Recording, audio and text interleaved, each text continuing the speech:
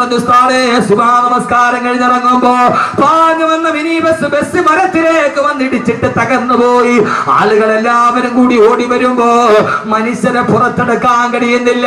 തൊട്ടടുത്ത് ജോലി ചെയ്ത 2 JCB വിളിച്ചു കൊണ്ടുവന്നിട്ട് തകിട് മുഴുവനും പുറത്തെടുക്കുമ്പോ അതിന്റെ ഉള്ളിൽ കിടന്നിട്ട് 15 വയസ്സുള്ള പൊന്നുമോള് നിലവിളിക്കുകയാണ്. കയ്യിൽ പിടിച്ചു വലിച്ചെടുക്കാൻ പറ്റുന്നില്ല.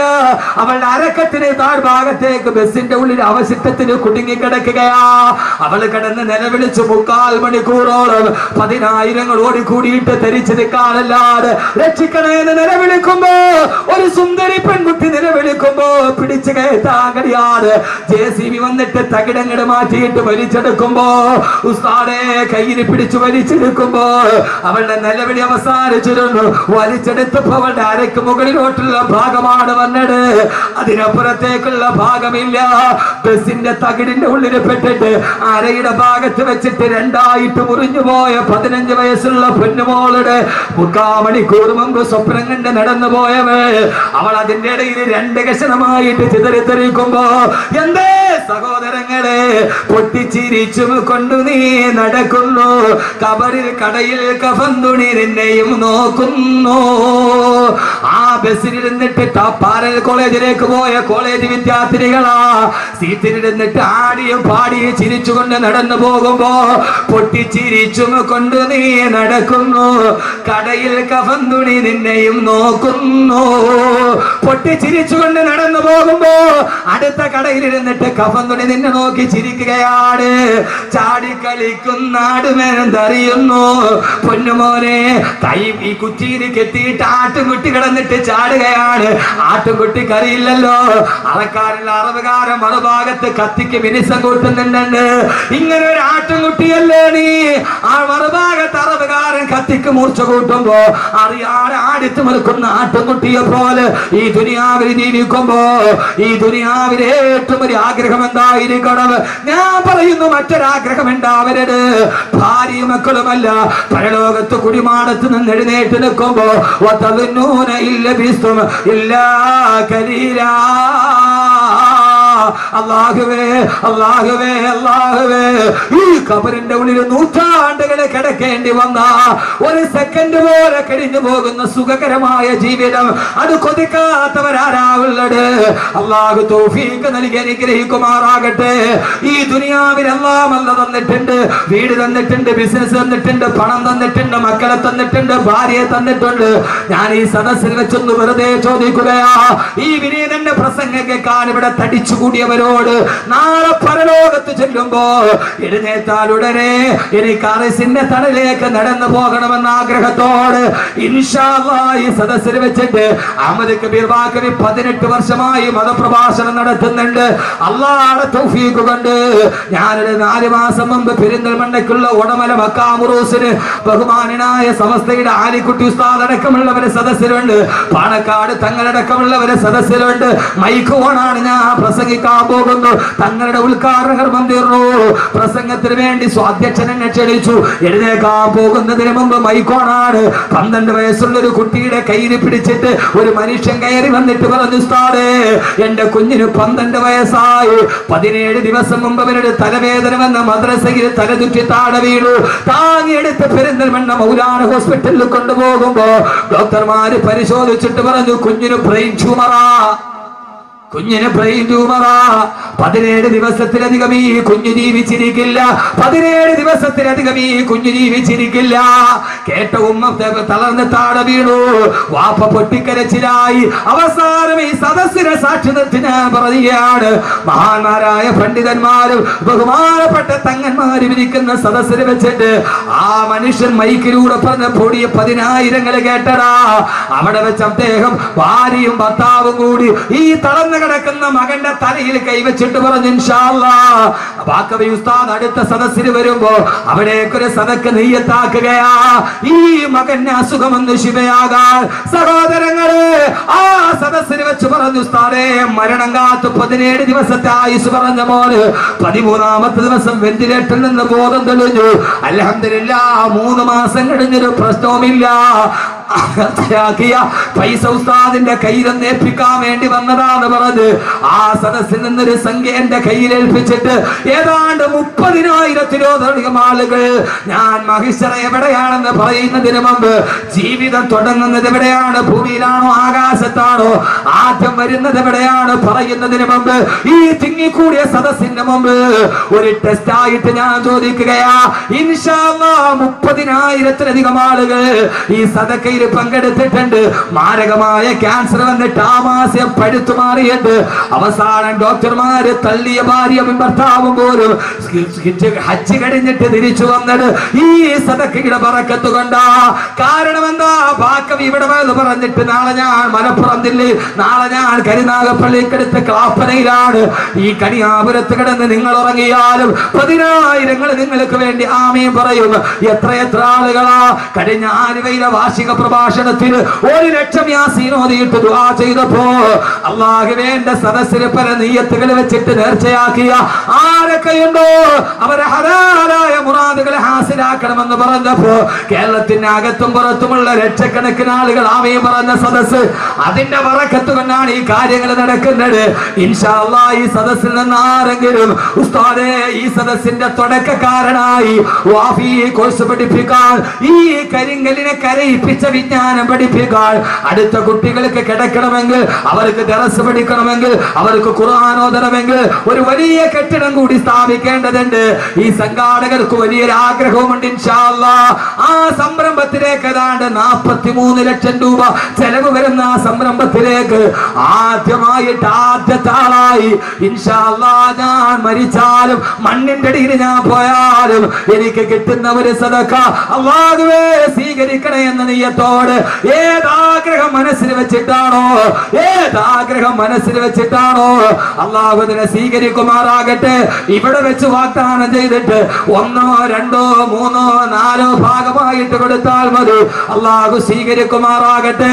ഒരു 66,666 രൂപ, സാധാരണ 6,666 ഞാൻ ചോദിക്കാറുണ്ട്. 66,666 രൂപ ഈ സദസ്സിൽ വെച്ചൊന്ന് വാഗ്ദാനം ചെയ്യാൻ അല്ലാഹുവിന്റെ റസൂൽ ചോദിച്ചാൽ ആദ്യമായിട്ട് പറയുന്നത് ഹബീബായ നബി മുഹമ്മദ് മുസ്തഫ, ഹബീബായ നബി മുഹമ്മദ് മുസ്തഫ, ഹബീബായ നബി മുഹമ്മദ് മുസ്തഫ സല്ലല്ലാഹു അലൈഹി വസല്ലം ചോദിച്ചാൽ ആദ്യമായിട്ട് ഒരാൾ പറയും അനയാ റസൂലല്ലാഹ്, ഞാൻ തരാ നബിയേ, ഞാൻ തരാ നബിയേ. ആ സമയത്ത് എഴുന്നേറ്റ് നിൽക്കും ബഹുമാനപ്പെട്ട സയ്യിദുനാ ഉസ്മാൻ ബിൻ അഫ്ഫാൻ റളിയല്ലാഹു തആല അൻഹു. യഹി ഇന്തിഹാ ഹേ യഹി ഇബ്തിദാ ഹേ യഹി റാസ്താ ഹേ യഹി റഹ്റുമാ ഹേ യഹി ഇബ്തിദാ ഹേ, ഇതാണ് തുടക്കം. യഹി ഇന്തിഹാ ഹേ, ഇവിടെയാണ് ഒടുക്കം. യഹി റാസ്താ ഹേ, ഇതാണ് വഴി, ഇതാണ് പാത, ഇതിലൂടെയാണ് സ്വർഗത്തിന്റെ പാത. ഈ സ്വർഗത്തിന്റെ പാത വെട്ടിത്തെളിച്ച നാളെ ഞാൻ ജനകോടികൾ പരലോകത്ത് പരിഭ്രാന്തിയോടെ നിറഞ്ഞു നിൽക്കുമ്പോ എന്റെ ബുറാക്കിന്റെ മുകളിൽ ഞാൻ കടന്നു വരുമെന്ന്, എന്റെ ബുറാക്കിന്റെ മുകളിൽ ഞാൻ കടന്നു വരുമ്പോ എന്റെ തൊട്ടു മുമ്പിൽ എന്റെ ഒട്ടകപ്പുറത്തുണ്ടാകും എന്റെ പൊന്നുമോള് ബീവി ഫാത്തിമ. അല്ലാഹുവിന്റെ റസൂൽ പറയുകയാ, എന്റെ തൊട്ടു മുമ്പിൽ എന്റെ ഒട്ടകപ്പുറത്ത് എന്റെ കരളിന്റെ കഷണമേ ഫാത്തിമ, എന്റെ ജീവിതത്തിന്റെ വാത്സല്യമേ ഫാത്തിമ, എന്റെ പൊന്നുമോള് ഫാത്തിമ ഉണ്ടാകും. എന്റെ വലതു ഭാഗത്ത് അബൂബക്കർ ഉണ്ടാവും, എന്റെ ഇടതു ഭാഗത്ത് ഉമർ ഉണ്ടാവും, എന്റെ തൊട്ടുപുറകിലതാ അല്ലാഹു അക്ബർ, അല്ലാഹു അക്ബർ, അല്ലാഹു അക്ബർ, അല്ലാഹു അക്ബർ, അല്ലാഹു അക്ബർ, അല്ലാഹു അക്ബർ എന്ന ബാങ്കം വിളിച്ചുകൊണ്ട് എന്റെ തൊട്ടുപുറകിൽ എന്റെ ബിലാൽ ഉണ്ടാകുമെന്ന്. എന്റെ കറുത്തവനായ ബിലാൽ, എന്റെ കറുകറുത്ത ബിലാൽ, ആ ബിലാൽ ബാങ്കം വിളിച്ചുകൊണ്ട് എന്റെ പുറകിൽ വരുമ്പോ ഈ ദുനിയാവില് ബാങ്ക് കേട്ടപ്പോ ആരൊക്കെയാണോ പള്ളിയിലോട്ട് കടന്നു വന്നത് അവരാ ലബ്ബൈക വസഅദൈക യാ റസൂലല്ലാഹ് എന്നും പറഞ്ഞുകൊണ്ട് അവര് ബിലാലിന്റെ തൊട്ട് പുറകിൽ വന്ന് ഒരുമിച്ച് കൂടുമെന്ന് ഹബീബായ നബി മുഹമ്മദ് മുസ്തഫ. വേണ്ടേ ചെറുപ്പക്കാരാ, പച്ച വ്യഭിചാരം പഠിപ്പിച്ച മെസ്സിയുടെ താരാരാധന നടത്തിയ മോഹൻലാൽ മമ്മൂട്ടി ഫാൻസ് അസോസിയേഷൻ പ്രകടിപ്പിച്ച എന്റെ പ്രിയപ്പെട്ട ചെറുപ്പക്കാരാ,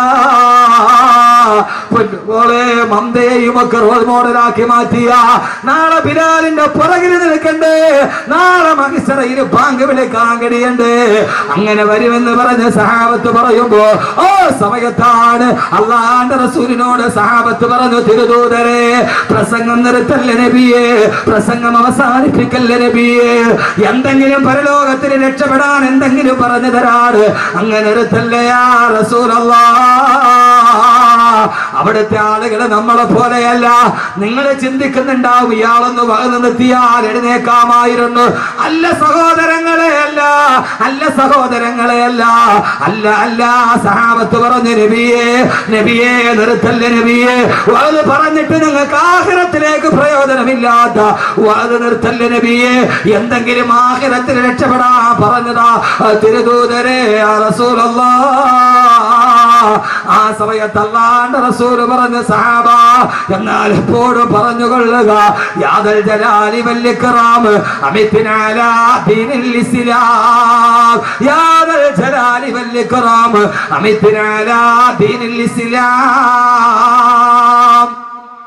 ഞാൻ എന്റെ പ്രിയപ്പെട്ട സഹോദരങ്ങളോട്, ആത്മീയത ഏറ്റവും വലിയ കച്ചവട വസ്തുവായി മാറുന്ന ആത്മീയ ചൂഷണത്തിന്റെ പേരിൽ കേരളത്തിൽ ഏറ്റവും വലിയ സംവാദ പ്രതിവാദങ്ങൾ നടന്നുകൊണ്ടിരിക്കുമ്പോ, ആത്മീയ കച്ചവടം പൊതിപിടിക്കുമ്പോൾ എന്റെ പ്രിയപ്പെട്ട സഹോദരങ്ങളെ, ആരാ യഥാർത്ഥ വലിയാരാണ് എന്ന് തിരിച്ചറിയണമെങ്കിൽ അള്ളാഹുവിന്റെ വിശുദ്ധമായ ഖുർആൻ തന്നെ പറയുന്നുണ്ട് യഥാർത്ഥ വിലായത്തിന്റെ ഉടമസ്ഥനാരാ. അള്ളാഹുവിന്റെ വിശുദ്ധമായ ഖുർആനിൽ അള്ളാഹു തന്നെ വലിയന്റെ അടയാളം പറയുമ്പോ അത് പച്ചത്തലപ്പാവിന്റെ ഏറ്റവും വലിയ സമ്പന്നാടിസ്ഥാനത്തിന് കിട്ടിയ പച്ചക്കളറല്ല. പച്ച തസ്ബീഹുമാല ഇട്ടത് കൊണ്ട് ഒരാൾ വലിയാകണമെന്നില്ല. അള്ളാഹുവിന്റെ ഖുർആനിൽ അള്ളാഹു പറയുകയാണ് വലിയന്റെ അടയാളം എന്താ? ഖുൽ യാ അയ്യുഹല്ലദീന ഹാദൂ ഇൻ സഅംതും അന്നകും ഔലിയാഉ ലില്ലാഹ് മിൻ ദൂനിൻ നാസി ഫതമന്നഉൽ മൗത ഇൻ കുൻതും സ്വാദിഖീൻ. അള്ളാഹുവിന്റെ പ്രവാചകൻ നബി മുഹമ്മദ് മുസ്തഫ, ആദരവായ പ്രവാചകൻ നബി മുഹമ്മദ് മുസ്തഫ, പോരാതാദ്യതാറെ മദീന നബി മുഹമ്മദ് മുസ്തഫ സല്ലല്ലാഹു അലൈഹി വസല്ലമയുടെ ഏറ്റവും വലിയ എതിരാളികളായ ജൂതന്മാര് മുഴുവനും വഖാലത്തിൽ യഹൂദു നഹ്നു അബ്നാഉല്ലാഹി വഅഹിബ്ബാഹു, ഞങ്ങൾ അള്ളാഹുവിന്റെ മക്കളാണ്, ഞങ്ങൾ അള്ളാഹുവിന്റെ ഇട്ടക്കാരാണെന്ന് അവകാശവാദം ഉന്നയിച്ചപ്പോ മക്കയിലെ ജൂതന്മാര് മുഴുവനും ഞങ്ങൾ പടച്ചതമ്പുരാന്റെ ഏറ്റവും വലിയ ഇട്ടക്കാരാ, അള്ളാഹുവിനെ ഏറ്റവും കൂടുതൽ സ്നേഹിക്കുന്നവരെ ഞങ്ങളാണെന്ന് ജൂതന്മാര് പറഞ്ഞു നടന്നപ്പോ ആ സമയത്ത് അല്ലാഹു സുബ്ഹാനഹു വ തആല അള്ളാഹുവിന്റെ റസൂലിനായ തറക്കി നബിയെ, അള്ളാഹുവിനോട് ഏറ്റവും ഇഷ്ടമുള്ളവരാണ് ജൂതന്മാരെന്നവർ അവകാശവാദം പറയുന്നുവെങ്കിൽ അവരോടങ്ങ് ചോദിക്കും, നബിയെ നിങ്ങൾ അള്ളാഹുവിനെ ഇഷ്ടപ്പെടുന്നവരാണെങ്കിൽ, അള്ളാഹുവിനെ നിങ്ങൾ സ്നേഹിക്കുന്നവരാണെങ്കിൽ, ഖുൽ യാ അയ്യുഹല്ലദീന ഹാദൂ ഇൻ സഅംതും അന്നകും ഔലിയാഉ ലില്ലാഹ്, നിങ്ങൾ അള്ളാഹുവിന്റെ ഔലിയാക്കളാ, അള്ളാഹുടെ വലിയകളാ നിങ്ങളെന്ന് നിങ്ങളുടെ ആടുകൾക്ക് 40 വട്ടം പറഞ്ഞുകൊണ്ടിരിക്കുന്നെങ്കിൽ വിലായത്തിന്റെ അടയാളം എന്താ? അള്ളാഹുന്റെ ഔലിയാക്കളാണ് നിങ്ങളെങ്കിൽ ഫതമന്നഉൽ മൗത, നിങ്ങൾക്ക് മരിക്കാൻ ധൈര്യമുണ്ടോ? നിങ്ങൾക്ക് മരിക്കാൻ ധൈര്യമുണ്ടോ? എത്രയും പെട്ടെന്ന് ഈ ഭൂമിയിൽ നിന്ന് ഭരിച്ചിട്ട് എന്റെ അടുക്കലേക്ക് വരാൻ നിങ്ങൾക്ക് ധൈര്യമുണ്ടോ എന്ന് അവരോട് ചോദിക്കുക. റസൂലല്ലാഹ് അള്ളാഹുവിന്റെ ചോദ്യം ഇറങ്ങി. അള്ളാഹുവിനെ ഇഷ്ടപ്പെട്ടവരാണെങ്കിൽ, പടച്ചറപ്പിനെ സ്നേഹിക്കുന്നവരാണെങ്കിൽ, പടച്ചറപ്പിന്റെ ഇട്ടക്കാരാണെങ്കിൽ, പടച്ചറപ്പിനെ സ്നേഹിക്കുന്നവരാണെങ്കിൽ, പടച്ചറപ്പിന്റെ സ്വർഗത്തിന്റെ അവകാശികളാണെങ്കിൽ നിങ്ങൾക്ക് ആർക്കെങ്കിലും കഴിയോ? നിങ്ങൾ ആരെങ്കിലും മരണത്തെ ഇഷ്ടപ്പെടുമോ? ഈ ഭൂമിയിൽ നിന്ന് മരിച്ചിട്ട് എന്നെ മണ്ണിന്റെ അടിയിലേക്ക് വരാൻ, പരലോകത്തേക്ക് എഴുന്നേറ്റ് നിൽക്കാൻ, എന്നിട്ട് അള്ളാഹു പറയുകയാണില്ല നബിയെ, ولا يتمنونه أبدا بما قدمت أيديهم والله عليم بالظالمين. ولا യതമന്നൂനഹു അബദാ, അവരൊരിക്കലും മരിക്കാൻ ആഗ്രഹിക്കില്ല നബിയെ. ഈ ഭൂമിയിൽ നിന്ന് മരണത്തോടെ വിട പറഞ്ഞു പോകാൻ, ആരുടെ മണ്ണിലേക്ക് പോയി മരന്ന് കിടക്കാൻ അവരൊരിക്കലും ആഗ്രഹിക്കില്ല നബിയെ. കാരണം എന്തെന്നറിയുമോ? ബിമാ ഖദ്ദമത് ഐദീഹിം, അവര് ജീവിതത്തിൽ ചെയ്ത പ്രവർത്തനങ്ങൾ അത്ര നല്ലതല്ല, അവർ ഈ ഭൂമിയിൽ ചെയ്തു കൂട്ടിയത് അത്ര നന്മകളൊന്നുമല്ല, തിന്മകൾ മുഴുവനെ ചെയ്തു കൂട്ടി അവരങ്ങനെയാ. വലാ യതമന്നൂനഹു അബദാ, അവരൊരിക്കലും മരിക്കാൻ ആഗ്രഹിക്കില്ല നബിയെ. അള്ളാഹുവിന്റെ വിശുദ്ധമായ ഖുർആൻ ഞങ്ങൾ അള്ളാഹുവിനെ അനുസരിച്ച് ജീവിക്കുന്നവരാണെന്ന് അവകാശവാദം പറഞ്ഞ ചൂതന്മാരെ കണ്ണിച്ചുകൊണ്ടതൊക്കെ ആയത്തിന്റെ തുടക്കം ചോദിച്ചുകൊണ്ട് മരണത്തെ കുറിച്ച് കേൾക്കാനെത്തിയ എന്റെ പ്രിയപ്പെട്ട സഹോദരങ്ങളോട് ചോദിക്കട്ടെ, മരണം ഈ യഥാർത്ഥ ജീവിതത്തിന്റെ തുടക്കമാണെങ്കിൽ ആർക്കെങ്കിലും ധൈര്യമുണ്ടോ മരണത്തെ ആഗ്രഹിക്കാൻ? അള്ളാഹുവേ, യഥാർത്ഥ ജീവിതത്തിന്റെ തുടക്കം മരണമല്ലയോ? ഇനിയല്ലയോ മഹിഷറയുള്ളത്? ഇനിയല്ലയോ അർശിന്റെ തണലുള്ളത്? മരണത്തിന്റെ ശേഷമല്ലേ അർശിന്റെ തണലുള്ളത്? മരണത്തിന് ശേഷമല്ലേ ഹിസാബുള്ളത്? മരണത്തിന് ശേഷമല്ലേ സിറാത്തുള്ളത്? മരണത്തിന് ശേഷമല്ലേ മീസാനുള്ളത്? മരണത്തിന് ശേഷമല്ലേ നരകമുള്ളത്? മരണത്തിന് ശേഷമല്ലേ സ്വർഗത്തിന്റെ സുന്ദരതയുള്ളത്? അതുകൊണ്ട് എനിക്ക് നീ ദുനിയാവിൽ ജീവിക്കണ്ട, എത്രയും പെട്ടെന്ന് എനിക്ക് ഇവിടെ നിന്ന് മരിച്ചാൽ മതിയെന്ന് എന്തേ സഹോദരന്മാരെ ആഗ്രഹിക്കാൻ കഴിയുന്നില്ല? അല്ലാഹു പറയുകയാണ്, വലാ യതമന്നൂനഹു അബദൻ ബിമാ ഖദ്ദമത് ഐദീഹിം, അവരുടെ ജീവിതത്തിൽ അവര് ചെയ്തു വെച്ച കാര്യങ്ങൾ അത്ര നല്ലതല്ലാത്തത് കൊണ്ട് അവരാരും മരണത്തെ ആഗ്രഹിക്കില്ലെന്ന് അള്ളാഹുവിന്റെ വിശുദ്ധ ഖുർആൻ.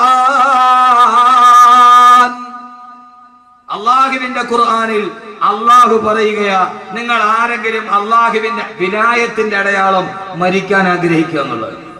വലിയ ഔലിയാക്കൾക്ക് ഇവിടെ ജീവിക്കണമെന്ന് വലിയ ആഗ്രഹമൊന്നുമില്ല, അതുകൊണ്ട് തന്നെ അവർക്ക് പണത്തിനോട് വലിയ അത്യാർത്തിയൊന്നുമില്ല.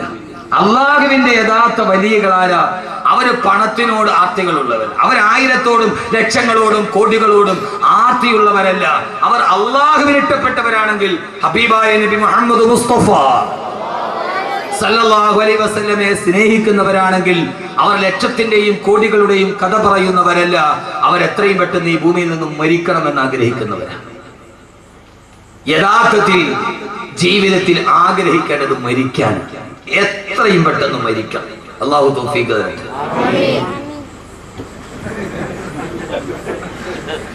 എത്രയും പെട്ടെന്ന് ഈ ഭൂമിയിൽ നിന്ന് മരിക്കണം. അല്ലാഹു തൗഫീഖ് തരട്ടെ. ഒരൊറ്റ പെണ്ണുങ്ങൾ ആമീൻ പറഞ്ഞിട്ടില്ല. കാരണം എന്ന് അവർ കണ്ട സീരിയൽ പകുതി പോലും ആയിട്ടില്ല. എന്റെ കൊച്ചിന്, എന്റെ ആദ്യത്തെ കുട്ടിക്ക് അവനെ പ്രസവിച്ചതിനാണ് ഒരു സീരിയൽ തുടങ്ങിയത്. ഞാൻ മിനിങ്ങാന്ന് ഭാര്യയോട് പറഞ്ഞു, അത് ഇതുവരെ തീർന്നിട്ടില്ലാന്ന്. അത് ആദ്യം സംവിധാനം ചെയ്ത ആളും മരിച്ചു, രണ്ടാമത് സംവിധാനം ചെയ്ത ആളും മരിച്ചു. ഇനി അയാളുടെ മോനാണ് സംവിധാനം ഇപ്പൊ ചെയ്യുക. സീരിയൽ പകുതിയായിട്ട് അതിൽ ആദ്യത്തെ ദുഷ്ട പിന്നെ നന്നാവും, പിന്നെ അവള് ദുഷ്ടയാവും, പിന്നെ അടുത്ത് നന്നാവും, അമ്മാതിരി. അപ്പൊ ഇനിയിപ്പൊ അത് തീർന്നിട്ട് അതിന്റെ ക്ലൈമാക്സ് കാണാതെ എങ്ങനെ മരിക്കുക? പച്ചപ്പൊട്ടി,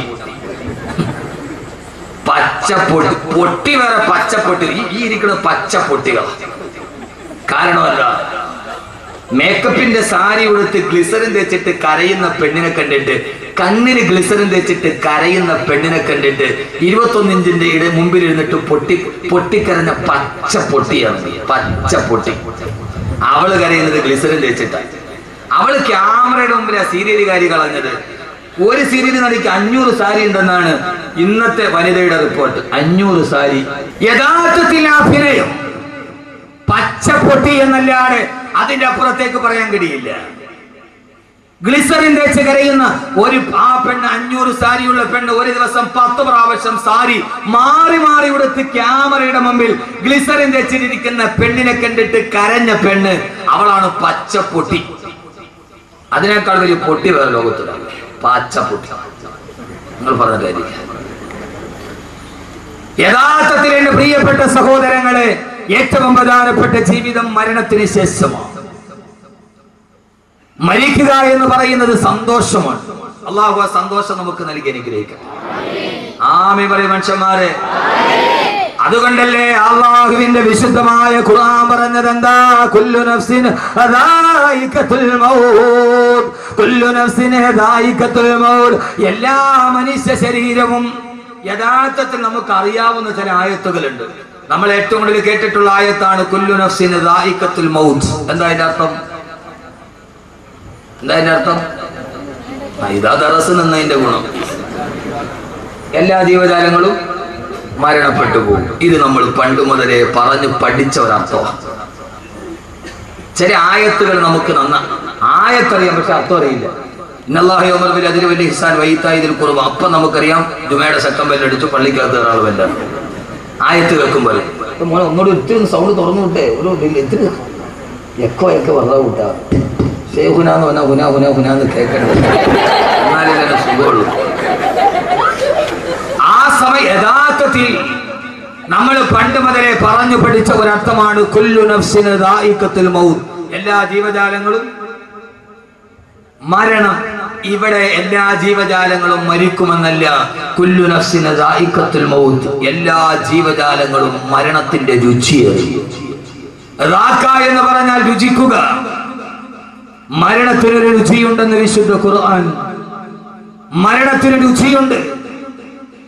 ഓണമെടുത്തപ്പോ സീരിയലുകളിൽ മുഴുവനും ചാനലുകൾ മുഴുവനും എല്ലാ പത്രപ്രസിദ്ധീകരണങ്ങളും പായസം ഉണ്ടാക്കുന്ന രുചിയുടെ വകഭേദങ്ങൾ പറയുമ്പോ എല്ലായിടത്തും പായസത്തിന്റെ രുചിയാണ്. അൽസാദിന് 101 കറിയാണ് ഇപ്രാവശ്യം ഗിന്നസ് ബുക്കിൽ കയറാൻ പോയ കഴക്കൂട്ടത്ത്. എല്ലായിടത്തും രുചിയുടെ കഥകൾ. യഥാർത്ഥത്തിൽ എന്റെ പ്രിയപ്പെട്ട സഹോദരങ്ങളെ, ഏറ്റവും വലിയ രുചിയേടാ. അള്ളാന്റെ ഖുർആൻ പറയുകയാണ് കുല്ലു നഫ്സിൻ ദാഇഖത്തുൽ മൗത്ത്. എല്ലാ ജീവജാലങ്ങളും മരണത്തിന്റെ രുചിയറിയുമെന്ന് റാക്ക എന്ന് പറഞ്ഞാൽ രുചിക്കുക.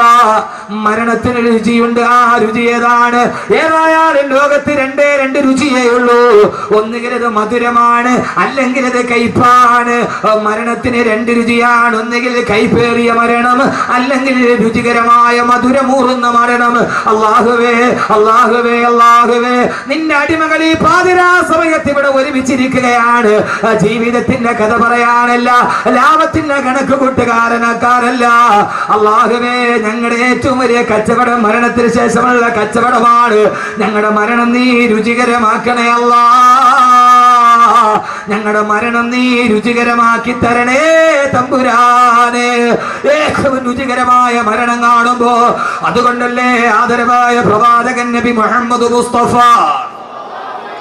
ആദരവായ പ്രവാചകൻ നബി മുഹമ്മദ് മുസ്തഫ സല്ലല്ലാഹു അലൈഹി വസല്ലമയുടെ പ്രിയപ്പെട്ട സഹാബി ബഹുമാനപ്പെട്ട സയ്യിദുനാ ബിലാൽ, കറുത്തവനായ ബിലാൽ, കറുത്ത ബിലാൽ, ഉമയ്യത്തിന്റെ ചാട്ടവാറടിയേറ്റിട്ട് പിടഞ്ഞു പോയ ബിലാൽ, ആഫ്രിക്കക്കാരനായ ബിലാൽ. ആ ബിലാൽ മരണാസന്നനായി കിടക്കുമ്പോ ബിലാൽ റളിയല്ലാഹു തആല നിന്റെ കട്ടിലിന്റെ ഭാഗത്ത് ബിലാൽ കിടന്ന് സക്കറാത്തിൽ കിടന്ന് പിടയുകയാണ്. ഭാര്യ മക്കള് നിലവിളിക്കുമ്പോ ഭാര്യ മക്കളും മാതാപിതാക്കളും ബിലാൽ റളിയല്ലാഹു അൻഹുവിന്റെ ചുറ്റുഭാഗത്ത് നിന്ന് പൊട്ടിക്കരയുമ്പോ ആ സമയത്ത് കറുത്തവനായ ബിലാൽ ചിരിച്ചില്ല. മനുഷ്യരെ, കറുത്തവനായ ബിലാലിന്റെ മുഖം വെളുത്തു. ഏത് സമയത്തെന്നറിയുമോ? മരണവേദന മുന്നിൽ കണ്ട സമയം. ഏത് കറുത്തവനും വെളുക്കുന്നൊരു ദിവസമുണ്ട്. ആ ദിവസമാണ് മരണദൂതം വരുന്ന ദിവസം, അസ്റായീൽ വരുന്ന ദിവസം. ഏത് കറുത്ത പെണ്ണിന്റെ മുഖവും വെളുമ്പുന്ന ദിവസം. അന്നാണ് കറുത്തവനായ ബിലാലിന്റെ മുഖത്ത് വെളുപ്പുണ്ടായത്. ബിലാൽ പറഞ്ഞു, ഭദ്രേ, നിങ്ങൾ എന്തിനാണ് കരയുന്നത്? എന്തിനാ നിങ്ങൾ ഇവിടെ നിന്ന് വിട പറയുകയല്ലേ? ഉപ്പയെ നഷ്ടപ്പെടുകയല്ലേ? ഭർത്താവിനെ നഷ്ടപ്പെടുകയല്ലേ? പൊന്നുമകനെ നഷ്ടപ്പെടുകയല്ലേ? ആ വിതയൊത്തിട്ട് ഞങ്ങൾ കരയുകയാണെന്ന് മറുപടി പറയുമ്പോ മരണസമയത്ത് പടന്തുണി കെട്ടിൽ കിടന്ന ബിലാൽ റളിയല്ലാഹു അൻഹു തന്റെ പ്രിയപ്പെട്ട ഭാര്യ മക്കളോട് പറഞ്ഞതെന്താ? നിങ്ങൾ എന്റെ മുമ്പിൽ ഇരുന്നിട്ട് കരയുന്നത് എന്തിനാ? എനിക്ക് ഏറ്റവും വലിയ സന്തോഷം ഇപ്പോഴാ. ഞാൻ മരിക്കുന്നതാണ് എനിക്ക് ഏറ്റവും വലിയ സന്തോഷം. സന്തോഷത്തോടെ നിങ്ങൾ എന്നെ യാത്രയാക്കണേ. കാരണം മരിച്ചു കഴിഞ്ഞാല് ഞാൻ പോകുന്നത് എവിടേക്കാണ്? അൽകാ മുഹമ്മദൻ വഹിസുബാ, അൽകാ മുഹമ്മദൻ വഹിസുബാ. ഞാൻ ഹബീബായ ഹബീബായ നബി തങ്ങളെ കാണാൻ പോവുകയല്ലേ, ഞാൻ അബൂബക്കറിനെ കാണാൻ പോവുകയല്ലേ. എനിക്ക് മുമ്പേ വിട പറഞ്ഞു പോയ ഉമറിനെ കാണാൻ, എനിക്ക് മുമ്പേ വിട പറഞ്ഞു പോയ ഉമറിനെ കാണാൻ. സഹോദരങ്ങളെ, മരണം ജീവിതത്തിന്റെ തുടക്കമെന്ന ശീർഷകത്തിന്റെ കീഴിൽ ആദ്യം അറിയുക, മരിച്ചു കഴിഞ്ഞാലാണ് പിന്നെ മനക്കോട്ടകൾ തെളിയുക. സ്വപ്നങ്ങൾ പൂവണിയുന്ന ദിവസം മരണശേഷമാണ്. ഇവിടെ സ്വപ്നം കാണാനേ കഴിയൂ. ഇത് സ്വപ്നം വിളയുന്ന മണ്ണല്ല, ഈ ഭൂമി സ്വപ്നം മണയുന്ന തിളയുന്ന മണ്ണല്ല. ഈ ഭൂമി സ്വപ്നങ്ങൾ തകർന്നു പോകുന്ന മണ്ണാണ്. വമൽ ഹയാത്തു ദുനിയാ ഇല്ലാ മതാഉൽ ഗുറൂർ. ഈ ദുനിയാവിലെ സ്വപ്നങ്ങൾ പൂവണിഞ്ഞിട്ട് ഒരാളും പോയിട്ടില്ല. ഒരു മനുഷ്യന്റെ ഈ സ്വപ്നങ്ങൾ ഇവിടെ പൂവണിഞ്ഞിട്ടില്ല. ആളുകളെ കുടുകുടാ ചിരിപ്പിച്ചവരെ ചിരിക്കാൻ കഴിയാത്ത ഭൂമി. എന്റെ പ്രിയപ്പെട്ട സഹോദരങ്ങള്, എന്റെ പ്രിയപ്പെട്ട ചെറുപ്പക്കാരാ, 2.5 മണിക്കൂർ സിനിമാ കോട്ടയിൽ നിന്നെ കുടുകുടാ ചിരിപ്പിച്ച തിരുവനന്തപുരം ജില്ലക്കാരൻ, നിന്നെ കുടുകുടാ ചിരിപ്പിച്ച ഹാസ്യതാരം ഇന്ന് വെല്ലൂർ ഹോസ്പിറ്റലിൽ നിന്ന് വീട്ടിലിരുന്ന് പൊട്ടിക്കരയുകയാണ്. അയാൾക്ക് ചിരിക്കാൻ കഴിയുന്നില്ല. 2.5 മണിക്കൂർ നിന്നെ പൊട്ടിച്ചിരിപ്പിച്ചവര് ഇന്ന് കസേരയിൽ ഇരുന്നിട്ട് ചിരിക്കാൻ കഴിയുന്നില്ല. മറ്റൊരുത്തനെ ചിരിപ്പിച്ചവരെ ചിരിക്കാൻ കഴിയാത്ത ലോകം. 2.5 മണിക്കൂർ നിന്നെ പൊട്ടിച്ചിരിപ്പിച്ച ഇരിങ്ങാലക്കുടക്കാരൻ ഇന്നസെന്റിന് ജീവിതത്തിൽ ചിരിക്കാൻ കഴിഞ്ഞിട്ടില്ല. ആ മഹാനായ നടൻ പോലും, നിങ്ങളുടെ ഭാഷയിൽ ഞാൻ പറഞ്ഞാൽ ആ വലിയ നടൻ പോലും പറഞ്ഞത് എന്തെന്നറിയുമോ? സിനിമയിൽ ഞാൻ 200ഓളം സിനിമയിൽ ഞാൻ അഭിനയിച്ചിട്ടുണ്ട്. ഇങ്ങനെ ഒരു തിരക്കഥ ഒരു നിർമ്മാതാവും ഇതേവരെ എന്നോട് പറഞ്ഞിട്ടില്ല. അദ്ദേഹത്തിന് ക്യാൻസർ വന്നു അത്രേ. രോഗത്തോട് മല്ലടിച്ച് അവസാനം ചെക്കപ്പിന് പോയപ്പോ ഭാര്യ തൊട്ടടുത്തിരിക്കുന്നുണ്ട്. ഡോക്ടർ പറഞ്ഞു, നിങ്ങളുടെ രോഗം പൂർണ്ണമായി ഭേദമായി. തലേ ദിവസം ഭാര്യക്കൊരു തലവേദന വന്നു. അതിന്റെ റിസൾട്ട് വാങ്ങിക്കാൻ അതേ ഡോക്ടർ തന്നെ പറഞ്ഞു. ഒരേ സമയത്ത് തന്നെ അറ്റൻ ടൈമിന് തന്നെ ഇന്നസെന്റിനോട് പറഞ്ഞു അത്രേ, നിങ്ങളുടെ രോഗം പൂർണ്ണമായി ഭേദമായി. റിസൾട്ട് വാങ്ങിച്ചിട്ട് ഭാര്യയോട് പറഞ്ഞു, ഭാര്യയ്ക്ക് ക്യാൻസർ ആണ്, ഭാര്യയ്ക്ക് ക്യാൻസറിന്റെ തുടക്കമാണ്. ഭർത്താവിന് രോഗശമനം വന്ന ദിവസം തന്നെ ഭാര്യയ്ക്ക് ക്യാൻസർ പിടിപെട്ട ഒരു തിരക്കട ഇന്നേ വരെ അപ്രഭാളികളിൽ ഞാൻ കണ്ടിട്ടില്ല. ഞാൻ എന്റെ ജീവിതത്തിലാണ് ഇത് അനുഭവിച്ചത്. സഹോദരങ്ങളെ, ഇന്ത്യ രാജ്യത്തെ മുഴുവനും അടക്കി ഭരിച്ച ഇന്ത്യൻ നാഷണൽ കോൺഗ്രസിന്റെ പ്രസിഡന്റും പോയി ലണ്ടനിലേക്ക് ചികിത്സയ്ക്ക് വേണ്ടി. ഇന്ത്യ അടക്കി പിടിച്ച പെണ്ണിന്, ഇന്ത്യ അടക്കി പിടിച്ച ഇറ്റലിക്കാരി പെണ്ണിന് ജീവിതത്തിൽ ഇപ്പൊ ചിരിക്കാൻ കഴിയുന്നില്ല. നാടകമേ ഉലകം, നാളെ നടപ്പതേ ആരറിവാൾ. തമിഴന്റെ വാക്കുകളാണ് വലുത്. നാടകമേ ഉലകം, നാളെ നടപ്പതേ ആരറിവാൾ. ഈ ഉലകം നാടകമാണ്. ഇതൊരു നാടകത്തേതിയിലെ തിരക്കഥയാണിത്. നമ്മൾ ഈ നാടകത്തിലെ അഭിനേതാക്കളാണ്. ഇടയ്ക്ക് വില്ലൻ നായകനാവുന്നു, ഇടയ്ക്ക് നായകന് വില്ലനായി മാറുന്നു. സഹോദരങ്ങളെ, ഇത് ദുനിയാവ്, സ്വപ്നം കരിഞ്ഞ ഭൂമിയാണ് ഈ ദുനിയാവ്. ദുനിയാവ് സൂക്ഷിക്കേണ്ടതാണ് നഞ്ച, പരലോക നന്മയ്ക്കുള്ളതായാൽ മുഞ്ച. ഈ ദുനിയാവ്, ഇത് വിട പറയുന്ന ലോകം, സ്വപ്നങ്ങൾ കാണാൻ കഴിയാത്ത ലോകം. ഈ മദ്രസയുടെ സെക്രട്ടറിക്ക് ഒരു മകളുണ്ടായിരുന്നു. 8 വയസ്സ് വരെ പൊട്ടിച്ചിരിച്ച പൊന്നുമോൾ, ഉപ്പയുടെ കൈപിടിച്ച് നടന്നു പോയ പൊന്നുമോൾ. കഴിഞ്ഞ റമളാനിൽ ജീവിതത്തിലേക്ക് വന്നത് സഹിക്കാൻ പറ്റാത്ത വാർത്ത. ഇക്കഴിഞ്ഞ ദിവസം നടന്നു പോയത് 22 ദിവസം മുമ്പ് ആ മനുഷ്യൻ കയ്യിൽ പിടിച്ച് നടത്തിയ 8 വയസ്സുകാരി മോൾ എവിടേക്കോ പോയി, ആരടി മണ്ണിലേക്ക്. ഇനി എന്നാണ് ഉപ്പയാ മോളെ കാണുക? 8 വയസ്സ് വരെ കയ്യിൽ താലോലിച്ച് നടന്ന ഉമ്മ തന്നെ മുഖേത് കവിടത്താണോ മുത്തം കൊടുത്തത്? ആ മുത്തം കൊടുത്ത മകളെ ഇനി എന്നാണ് കാണുക? എവിടെയാണ് ആരടി മണ്ണിലേക്ക് പോവുക? സഹോദരങ്ങള്, കെട്ടിപ്പൊക്കിയതെല്ലാം തകർന്നു പോകുന്ന ഈ ദുനിയാവിൽ ആ മകൾ ഉപ്പയെ കാത്തിരിക്കുന്നുണ്ട്. എപ്പോഴെന്നറിയുമോ? മരണം ജീവിതത്തിന്റെ തുടക്കമാണ്. ആ ഉപ്പയെ കാത്തു മകളിരിക്കുന്നുണ്ട്. എവിടെയെന്നറിയുമോ? നിന്റെ കബറിലേക്ക് കൊണ്ടുപോയി നിന്നെ മയ്യത്തിറക്കി വെച്ചിട്ട് അതിന്റെ മുകളിലേക്ക് ഒരു പിടി മണ്ണും വാരിയിട്ടിട്ട് മിൻഹാ ഖലഖനാകും വഫീഹാ നുഈദുകും വമിൻഹാ നുഖ്രിജുകും താറതൻ ഉഖറാ. പെരുങ്കല്ല് മുകളിൽ വെച്ചു മിൻഹാ തൊട്ട് ഓതിയിട്ട് മണ്ണും ഇട്ട് സ്ഥലവും വീട്ട് അതിന്റെ മുകളിൽ ഒരു പെരുങ്കല്ലും വെച്ചിട്ട് എല്ലാവരും വിട പറഞ്ഞു കഴിയുമ്പോ മണ്ണിട്ട് മൂടിയിട്ട് കബറിന്റെ ഉള്ളിലേക്ക് വെച്ചിട്ട് വിട പറയുമ്പോ ആ സമയത്ത് കബറിലേക്ക് ആദ്യം വരുന്നത് അടക്കി പിരിഞ്ഞിട്ട് പള്ളിക്കാട്ടിൽ നിന്ന് സർവരും പോകുമ്പോ കബറിലേക്ക് ആദ്യം വരുന്നത് മുൻകരൻ നക്കീറുമല്ല, അടുത്തേക്ക് വരുന്നത് മലക്കുകളല്ല. അതിനു മുമ്പ് നിന്റെ ഉപ്പ മരിച്ചു പോയിട്ടുണ്ടെങ്കിൽ, നിന്റെ ഭാര്യ മരിച്ചു പോയിട്ടുണ്ടെങ്കിൽ, നിന്റെ ബന്ധുക്കൾ മരിച്ചു പോയിട്ടുണ്ടെങ്കിൽ, നിന്റെ പൊന്നുമോള് മരിച്ചു പോയിട്ടുണ്ടെങ്കിൽ അവരുടെ ആത്മാവ് കബറിൽ കിടക്കുന്നവനെ കാണാനെത്തുമെന്ന് ഇതേവരെ കള്ളം പറയാത്ത നാവ് കൊണ്ട് റൂഹി ഫിദാ നബി മുഹമ്മദ് മുസ്തഫ. ആ മനുഷ്യൻ മരിച്ചിട്ട് മണ്ണിന്റെ അടിയിലിട്ടിട്ട് പോകുന്ന ദിവസം കാണാൻ വരും ഉപ്പ. ഈ ലോകത്തെ കുറിച്ചാണ് ഞാൻ പറയുക. ഉപ്പ എന്താണ് ഞാൻ വിട പറഞ്ഞതിന് ശേഷം ഭൂമിയിലെ വിശേഷം ഹബീബായ നബി മുഹമ്മദ് മുസ്തഫ. അറിയാത്തതറിയുക സഹോദരങ്ങള്. ആദ്യം മരണപ്പെട്ടു പോയവന്റെ ആത്മാവുകൾ, അതിനു മുമ്പേ മരിച്ചു പോയവർ കബറിന്റെ ഉള്ളിൽ നേരത്തെ മരിച്ചുപോയ ബന്ധുക്കളുടെ വാപ്പയുടെ ഉമ്മയുടെ റൂഹുകൾ പരസ്പരം അഭിവാദ്യം ചെയ്യുമെന്ന് നബി മുഹമ്മദ് മുസ്തഫ. നിങ്ങൾ നോക്ക് മനുഷ്യന്മാരെ, ഞാൻ കടയും കടങ്കഥയും പറയാൻ വന്നതല്ല. എനിക്ക് നിങ്ങളോട് പറയണം, എനിക്ക് പറയേണ്ടത് ഈ ഭൂമിയുടെ വിജ്ഞാനമാണ്. ഈ ഭൂമിയുടെ വിജ്ഞാനമല്ല, ആഖിറത്തിന്റെ വിജ്ഞാനമാണ്. ആഖിറത്തിന്റെ വിജ്ഞാനമാണിത്. ഇത് കരിങ്കല്ലിനെ കരയിപ്പിച്ച വിജ്ഞാനമാണ്. അള്ളാഹു ഇത് പഠിക്കാൻ തൗഫീഖ് നൽകട്ടെ. അള്ളാഹു ഇത് പഠിക്കാൻ തൗഫീഖ് നൽകട്ടെ. അത് പഠിപ്പിക്കാനാണ് സംവിധാനമില്ലാത്തത്. ആർക്കറിയാം?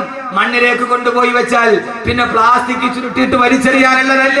നിന്നെ അവിടെ കൊണ്ടുപോയി വെച്ചാൽ നിന്റെ ഉപ്പ മരിച്ചിട്ട് കണിയാപുരം പള്ളിയുടെ ഖബർസ്ഥാനം ഉണ്ടെങ്കിൽ കാണാൻ വരും, മോനെ എനിക്ക് ശേഷം നിന്റെ വാർത്തകൾ എന്തൊക്കെയായിരുന്നു. 6 അടി മണ്ണിന്റെ ഉള്ളിലിരുന്നിട്ട് വാപ്പയോട് മകൻ സംസാരിക്കുന്ന ദിവസം ഖബറിലെ പ്രഥമ രാത്രിയാണ്. ഖബറിലെ പ്രഥമ രാത്രിയാണ്. അള്ളാഹു നമ്മൾ അവിടെ നന്നാക്കി തരട്ടെ. ഇവിടെ ഈ മൊഞ്ചുണ്ടായിട്ട് കാര്യമില്ല, ഈ തഴമ്പ് ഇവിടെ ഉണ്ടായിട്ട് കാര്യമില്ല. ഈ തഴമ്പ് ആഖിറത്തിലേക്ക് കൊണ്ടുപോകും.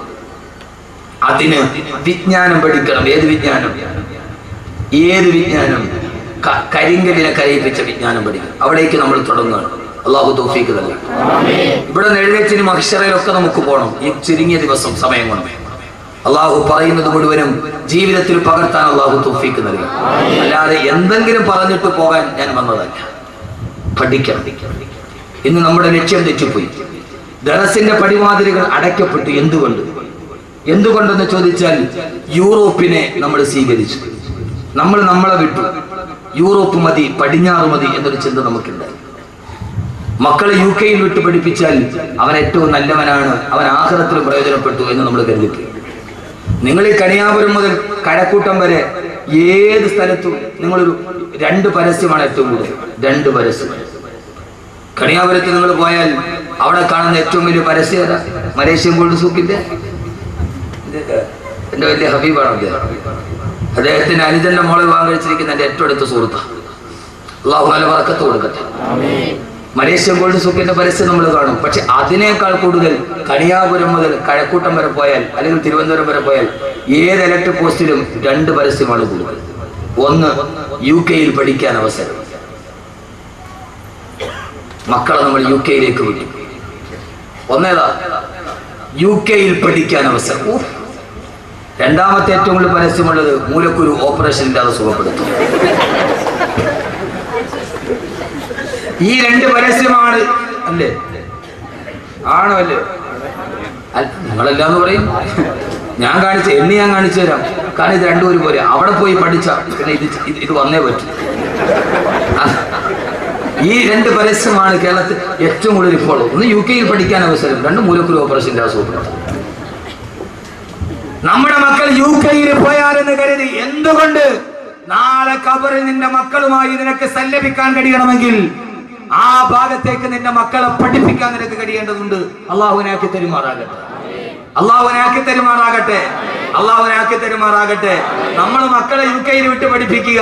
അവര് വന്ന് പൈസ 1 ലക്ഷം രൂപ ശമ്പളം കിട്ടിയാൽ പിന്നെ പാന്റിന്റെ പോക്കറ്റിൽ കയ്യും തിരുമ്മി നമ്മളിങ്ങനെ അങ്ങോട്ട് അടക്കുക. മാനം നോക്കി പാന്റിന്റെ പോക്കറ്റിന്റെ ഉള്ളില് കൈകുത്തി എടാ പച്ചപ്പൊട്ട, ഈ പാന്റിന്റെ പോക്കറ്റിൽ നീ കൈയിടുന്ന എന്തിനാ? ഈ പാന്റിന്റെ പോക്കറ്റിൽ, അത് യൂറോപ്പിന്റെ സംസ്കാരമാണ്, അത് ബ്രിട്ടനിലാണ്. അവിടെ തണുപ്പ് കൂടുതലാണ്, അതുകൊണ്ട് ആളുകൾ തണുക്കാതിരിക്കാൻ കൈ പാന്റിന്റെ പോക്കറ്റിൽ ഇടും. നമ്മളതും ഫാഷനാണ്. നമുക്ക് ജോലി എന്താ? നമ്മളൊന്നും ചെയ്യില്ല. നമ്മൾ പാന്റിന്റെ ഉള്ളിൽ പോക്കറ്റ് കൈമ്മ ഇട്ടിട്ട് നമ്മൾ ഇങ്ങനെ വന്ന എവിടെയും വന്നത് പള്ളിയുടെ മുമ്പിലോ ഈ കൊള്ള എന്തുണ്ടേ? നമ്മൾ പാന്റിന്റെ പോക്കറ്റിൽ കൈ ഇട്ടിട്ട് നമ്മൾ ഈ ദുനിയാവിന്റെ അറ്റത്ത് പിടിച്ചിട്ട് ഈ വാഫിയും ഈ കോഴ്സ് എന്തുണ്ടേ? നമ്മുടെ കുട്ടികളെ UK വിട്ടു പഠിപ്പിക്കുക. ഈ പാന്റിന്റെ പോക്കറ്റ് കൈയിടല് തന്നെ യൂറോപ്പ് പഠിപ്പിച്ച അത് യൂറോപ്പിന്, അത് അവര് തണുപ്പുള്ളത് കൊണ്ട് പാക്കറ്റ് കൈയിട്ടതാണ്. യഥാർത്ഥത്തിൽ നമ്മൾ എന്ത് ചെയ്തു? യൂറോപ്പിനെ കടമെടുത്തു. പടിഞ്ഞാറ് മതി എന്ന് കരുതി അവിടെ നിന്ന് മാറ്റിയിട്ട് കരിങ്കല്ലിനെ കരയിപ്പിക്കുന്ന വിജ്ഞാനം പഠിപ്പിക്കാൻ എന്ന് നമുക്ക് കഴിയുന്നുവോ?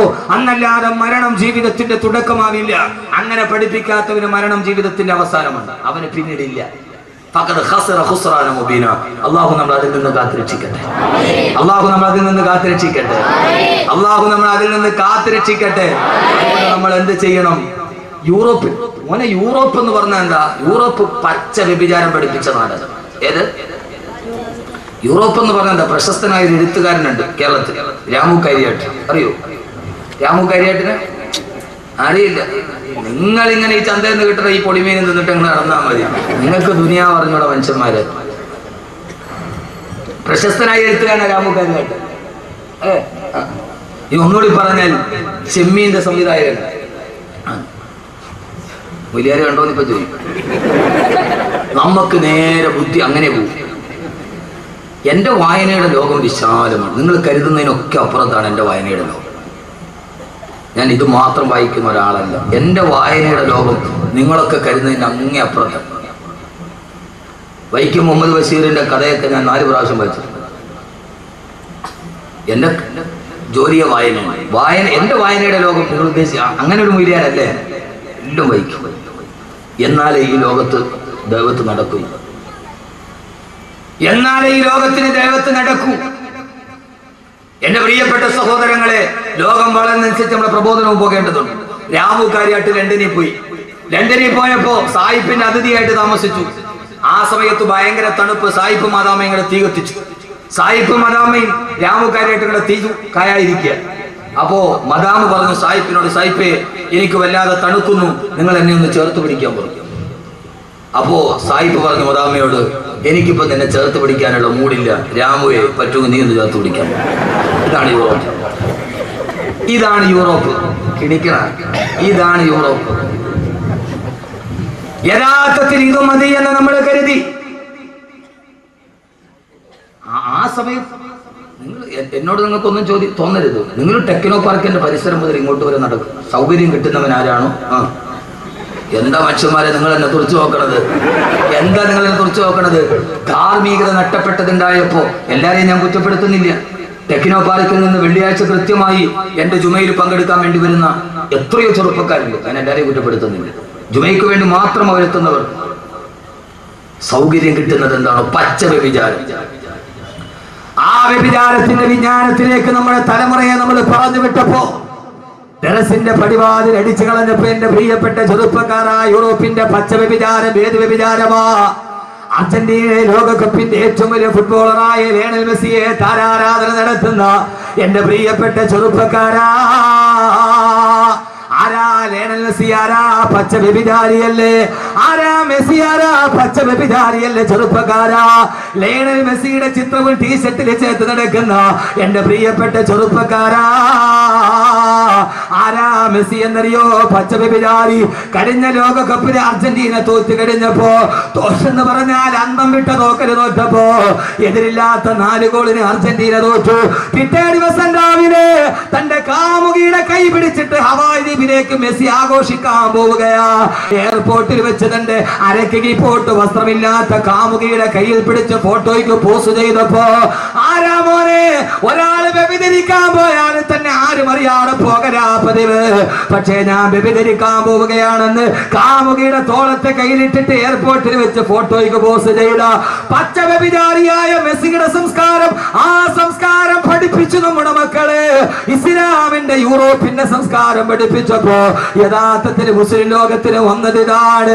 അതല്ല എന്റെ പ്രിയപ്പെട്ട ചെറുപ്പക്കാരാ, എന്റെ പ്രിയപ്പെട്ട സഹോദരങ്ങളോട് ഞാൻ പറയുകയാ, ഏത് വിജ്ഞാനമാ പഠിപ്പിക്കേണ്ടത്? യുകെയിലെ അവസരമല്ല, കരിങ്കല്ലിനെ കരയിപ്പിച്ച വിജ്ഞാനം പഠിപ്പിച്ചു കൊടുക്കണം. കരിങ്കല്ലിനെ കരയിപ്പിച്ച വിജ്ഞാനം പഠിപ്പിക്കണം. ഏടാ കരിങ്കല്ലിനെ പഠിപ്പിച്ച വിജ്ഞാനമേടാ?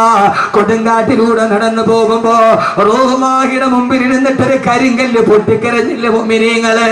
ഒരു കരിങ്കല്ല് ഇരുന്നിട്ട് പൊട്ടിക്കരയുകയാ. ഈസാ നബി അലൈഹി സ്വലാത്തു വസ്സലാം ചോദിച്ചു, കരിങ്കല്ലേ എന്തിനാണ് കരയുന്നതെന്ന് ചോദിച്ചപ്പോ ആ സമയത്താണ് കണ്ണുനീരിട്ട് വീണ കരിങ്കല്ല് പറഞ്ഞത്, പ്രിയപ്പെട്ട ചെറുപ്പക്കാരെ അറിയുക, ഇത് നിരർത്ഥക പാഠത്തിന്റെ പാഠമല്ല. ഈ കാണുന്ന കരിങ്കല്ല് പൊട്ടിക്കരഞ്ഞവത്രേ, കരിങ്കല്ലിന്റെ കണ്ണിലൂടെ കണ്ണുനീര് തടം തല്ലിയാ തൊഴുത്തുവത്രേ. റൂഹുല്ലാഹി ഈസാ നബി ചോദിച്ചു, കരിങ്കല്ലേ എന്തിനാണ് കരയുന്നതെന്ന് ചോദിച്ചപ്പോ ആ സമയത്താണ് കരിങ്കല്ല് പറഞ്ഞത്, അൽഹമനി റബ്ബി വഖൂദുഹ അന്നാസു വൽ ഹിജാറ. എന്റെ അല്ലാഹു എനിക്ക് അറിയിപ്പിച്ചു തന്നു, നാളെ നരകത്തിൽ തീ പിടിപ്പിക്കാൻ ഉപയോഗിക്കുന്നത് കരിങ്കല്ലിനെയാണ്.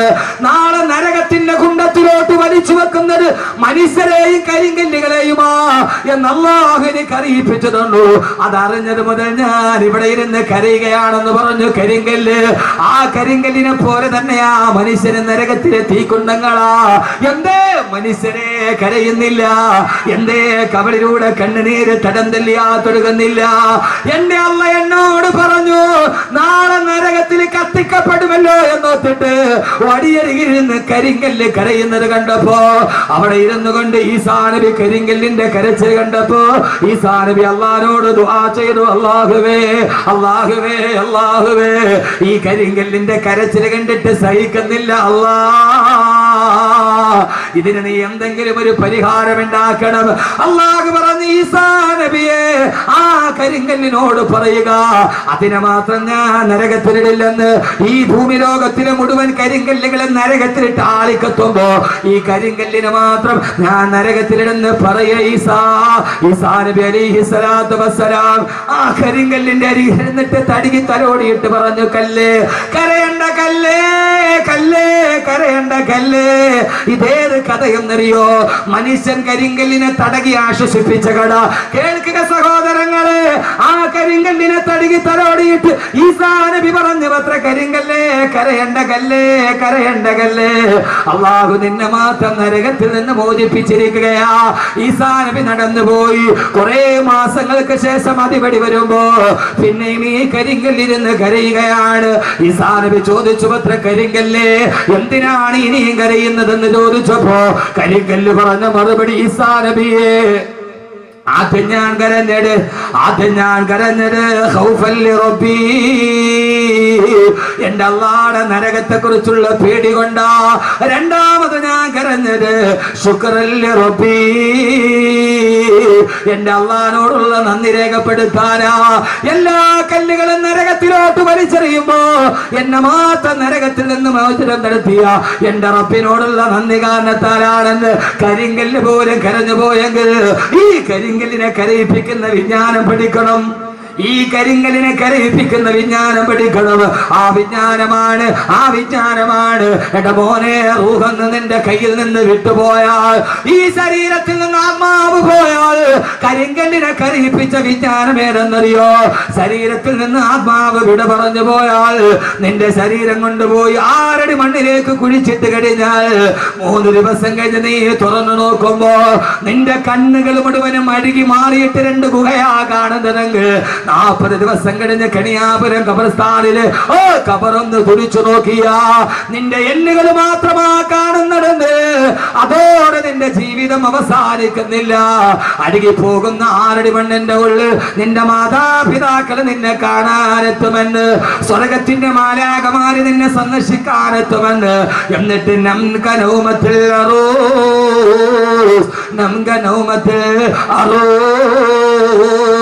പുതുമണവാളൻ ഉറങ്ങുന്നത് പോലെ ഉറങ്ങിക്കൊള്ളുക എന്ന് സ്വർഗമാലാഖമാര് നിന്നോട് പറയുന്ന അല്ലാഹുവിന്റെ മലക്കുകളുടെ വചനം കേട്ട് 6 അടി മണ്ണിൽ നിനക്ക് മരന്ന് കിടക്കാൻ കഴിയുമെന്ന്, അത് പഠിക്കാൻ കഴിയുന്ന വിജ്ഞാനം പഠിക്കണം. ആ വിജ്ഞാനത്തിലേക്ക് അല്ലാഹു നമ്മളെ എത്തിക്കുമാറാകട്ടെ. അല്ലാഹു നമ്മളെ എത്തിക്കുമാറാകട്ടെ. അല്ലാഹു നമ്മളെ എത്തിക്കുമാറാകട്ടെ. ഇതാണ് ഏറ്റവും വലിയ വിജ്ഞാനം. UK വിജ്ഞാനമല്ല. ഞാൻ മരിച്ചിട്ട് പോയാലും എന്റെ ശരീരം മണ്ണിലോട്ട് ഇഴുകി ചേർന്നാലും അവിടെയാണ് പിന്നെ എന്റെ ജീവിതം തുടങ്ങുക. 6 അടി മണ്ണിന്റെ ഉള്ളിൽ മുകളിലോട്ട് നോക്കിയാലും മണ്ണ്, താഴോട്ട് നോക്കിയാലും മണ്ണ്, വലത്തോട്ട് നോക്കിയാലും മണ്ണ്, ഇടത്തോട്ട് നോക്കിയാലും മണ്ണ്. ആ മണ്ണിന്റെ ഇടയിൽ തിരിയാനും അറിയാനും കഴിയാത്ത മണ്ണിന്റെ ഉള്ളിൽ കിടന്നിട്ട് ആകാശലോകങ്ങളുടെ വിശാല വസ്തുതയുള്ള സ്വർഗം കാണാൻ കഴിയും. അല്ലാഹു തൗഫീഖ് നൽകട്ടെ. ആമീൻ പറയും. ഉറക്കെ കാശ് കൊടുത്ത കിട്ടൂല മോനെ. ഇത് KSFയുടെ ചിട്ടി അടിച്ചാൽ കിട്ടുന്ന സാധനമല്ല. ഇത് KSFയുടെ ചിട്ടി അടിച്ചാൽ കിട്ടുന്ന സാധനമല്ല. ഈ സാധനം ഒരാൾക്ക് കിടക്കാൻ ഇടമില്ലാത്ത മണ്ണിൽ മരന്ന് കിടക്കുമ്പോ ആകാശഭൂമികളെക്കാൾ വിശാലമായ സ്വർഗം ഈ 6 അടി മണ്ണിന്റെ ഉള്ളിൽ ഇരുന്നിട്ട് കാണും. അല്ലാഹു തൗഫീഖ്. എന്താ ആമീൻ പറയാത്തെ? എന്താ ആമീൻ പറയാത്തെ?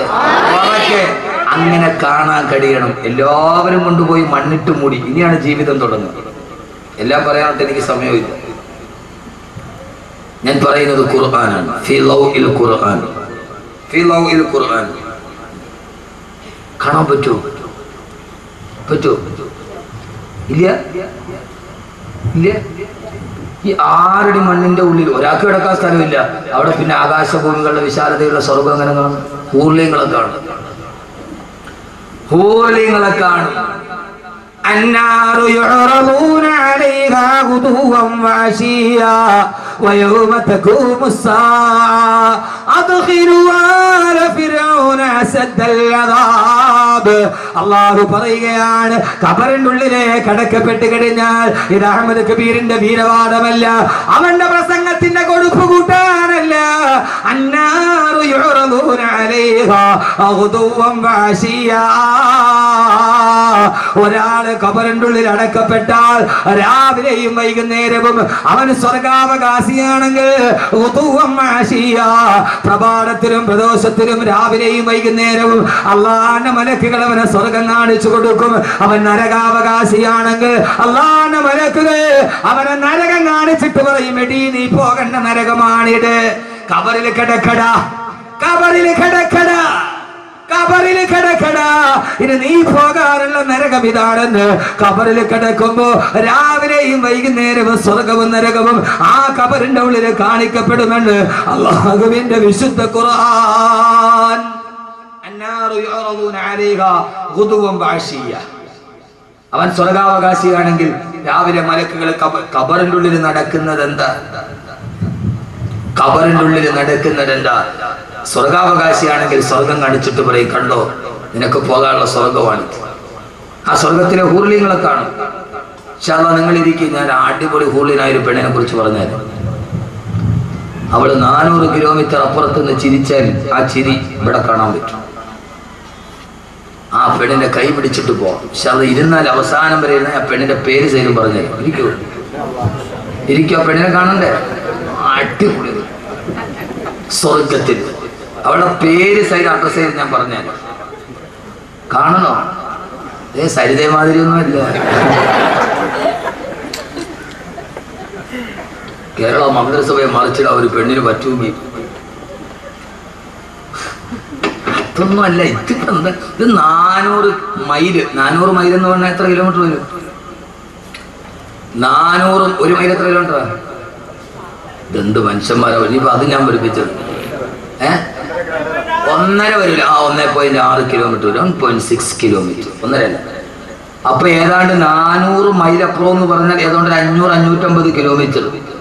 550 കിലോമീറ്റർ എന്ന് പറഞ്ഞാൽ കണിയാപുരത്ത് നിന്ന് 550 കിലോമീറ്റർ ഏതാണ്ട് കാസർഗോഡ് സേലം അല്ലേ 550 നമ്മൾ എഴുതി വെച്ചിട്ടുണ്ട്. മയിൽക്കുച്ചിയിൽ എഴുതി വെച്ച വിജ്ഞാനമാണത്. എൻ്റെ കൂടെ പണ്ടൊരു ഡ്രൈവർ ഉണ്ടായിരുന്നു. അവൻ എന്നെ വായിച്ചിട്ട് പറഞ്ഞു, ഉസ്താദെ സലീം 550 കിലോമീറ്റർ. അപ്പൊ ആ പെണ്ണ് സേലത്ത് നിന്നിട്ട് ചിരിച്ചാൽ അവളുടെ ചിരിക്കുന്ന പല്ലിന്റെ പ്രകാശം കണിയാപുരത്ത് കാണും. ഓ, നീ ഇപ്പൊ കൊണ്ടുനടക്കണ പെണ്ണ് 9 മണിക്ക് അവിടെ പോയിട്ട് ചിരിച്ചോണ്ടിരുന്ന അവള് പ്രൈവറ്റ് ബസ്സിൽ വന്ന് കയറി അതങ്ങോട്ട് പോയാൽ കമ്പിയുടെ ഇടയ്ക്കുള്ള പിന്നെ കാണാൻ പറ്റും. ഇരിക്കും, ഞാൻ പറഞ്ഞാൽ അവസാനം വരെ ഇരിക്കുമല്ലോ. അള്ളാഹു തൗഫീഖ് നൽകട്ടെ, അള്ളാഹു തൗഫീഖ് നൽകട്ടെ. ആദരവായ പ്രവാചകൻ നബി മുഹമ്മദ് മുസ്തഫ, ഹബീബായ നബി മുഹമ്മദ് മുസ്തഫ സല്ലല്ലാഹു അലൈഹി വസല്ലമ അല്ലാഹുവിന്റെ പ്രിയപ്പെട്ട സഹാബത്തിനോട് പറഞ്ഞു കൊടുത്തതാണ്, സഹാബ സഹാബ സഹാബ, നാളെ ഖബറിൽ ഇരിക്കുമ്പോ അവൻ ഈ ദുനിയാവിൽ അനുഭവിച്ചതിനേക്കാളേറെ പരലോകത്ത് അനുഭവിക്കാൻ പോകുന്ന സൗഭാഗ്യങ്ങൾ മുഴുവനും അവൻ ഖബറിൽ കണ്ടുകൊണ്ടിരിക്കുമെന്ന് ഹബീബായ നബി മുഹമ്മദ് മുസ്തഫ. ഖബറിലെ സഹോദരങ്ങളെ ഏകാന്തതയല്ല, ഭാര്യയെ വിട്ടുപോയാലും മക്കളെ വിട്ടിട്ട് പോയാലും എല്ലാവരെയും വിട്ടിട്ട് ഏകാന്തതയുടെ ഖബറിൽ കിടന്നാലും ആ ഖബറിൽ നമ്മൾ ഒറ്റയ്ക്കല്ല, ഒറ്റയ്ക്കല്ല. ആ ഖബറിൽ രാവിലെയും വൈകുന്നേരവും മലക്കുകൾ വരും, സ്വർഗ്ഗഹൂറിലീങ്ങൾ വരും. അവര് വന്ന് സന്തോഷത്തോടെ വർത്തമാനങ്ങൾ പറയും.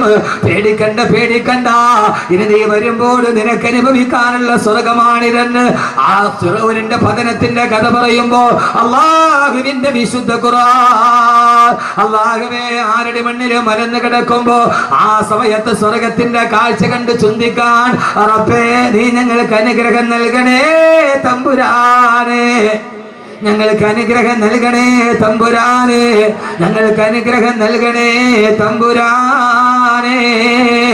അങ്ങനെ കാലാകാലം കിടക്കേണ്ടുന്ന ഖബറിൽ, കാലാകാലം കിടക്കേണ്ടുന്ന ഖബറിൽ അങ്ങനെ കഴിയുമ്പോഴാണ്, കുറെ നാള് ഖബറിൽ കഴിയുമ്പോഴാണ്, ഖബറിലെ അനുഭവങ്ങളൊക്കെ ധാരാളം പ്രസംഗിച്ചിട്ടുണ്ട്.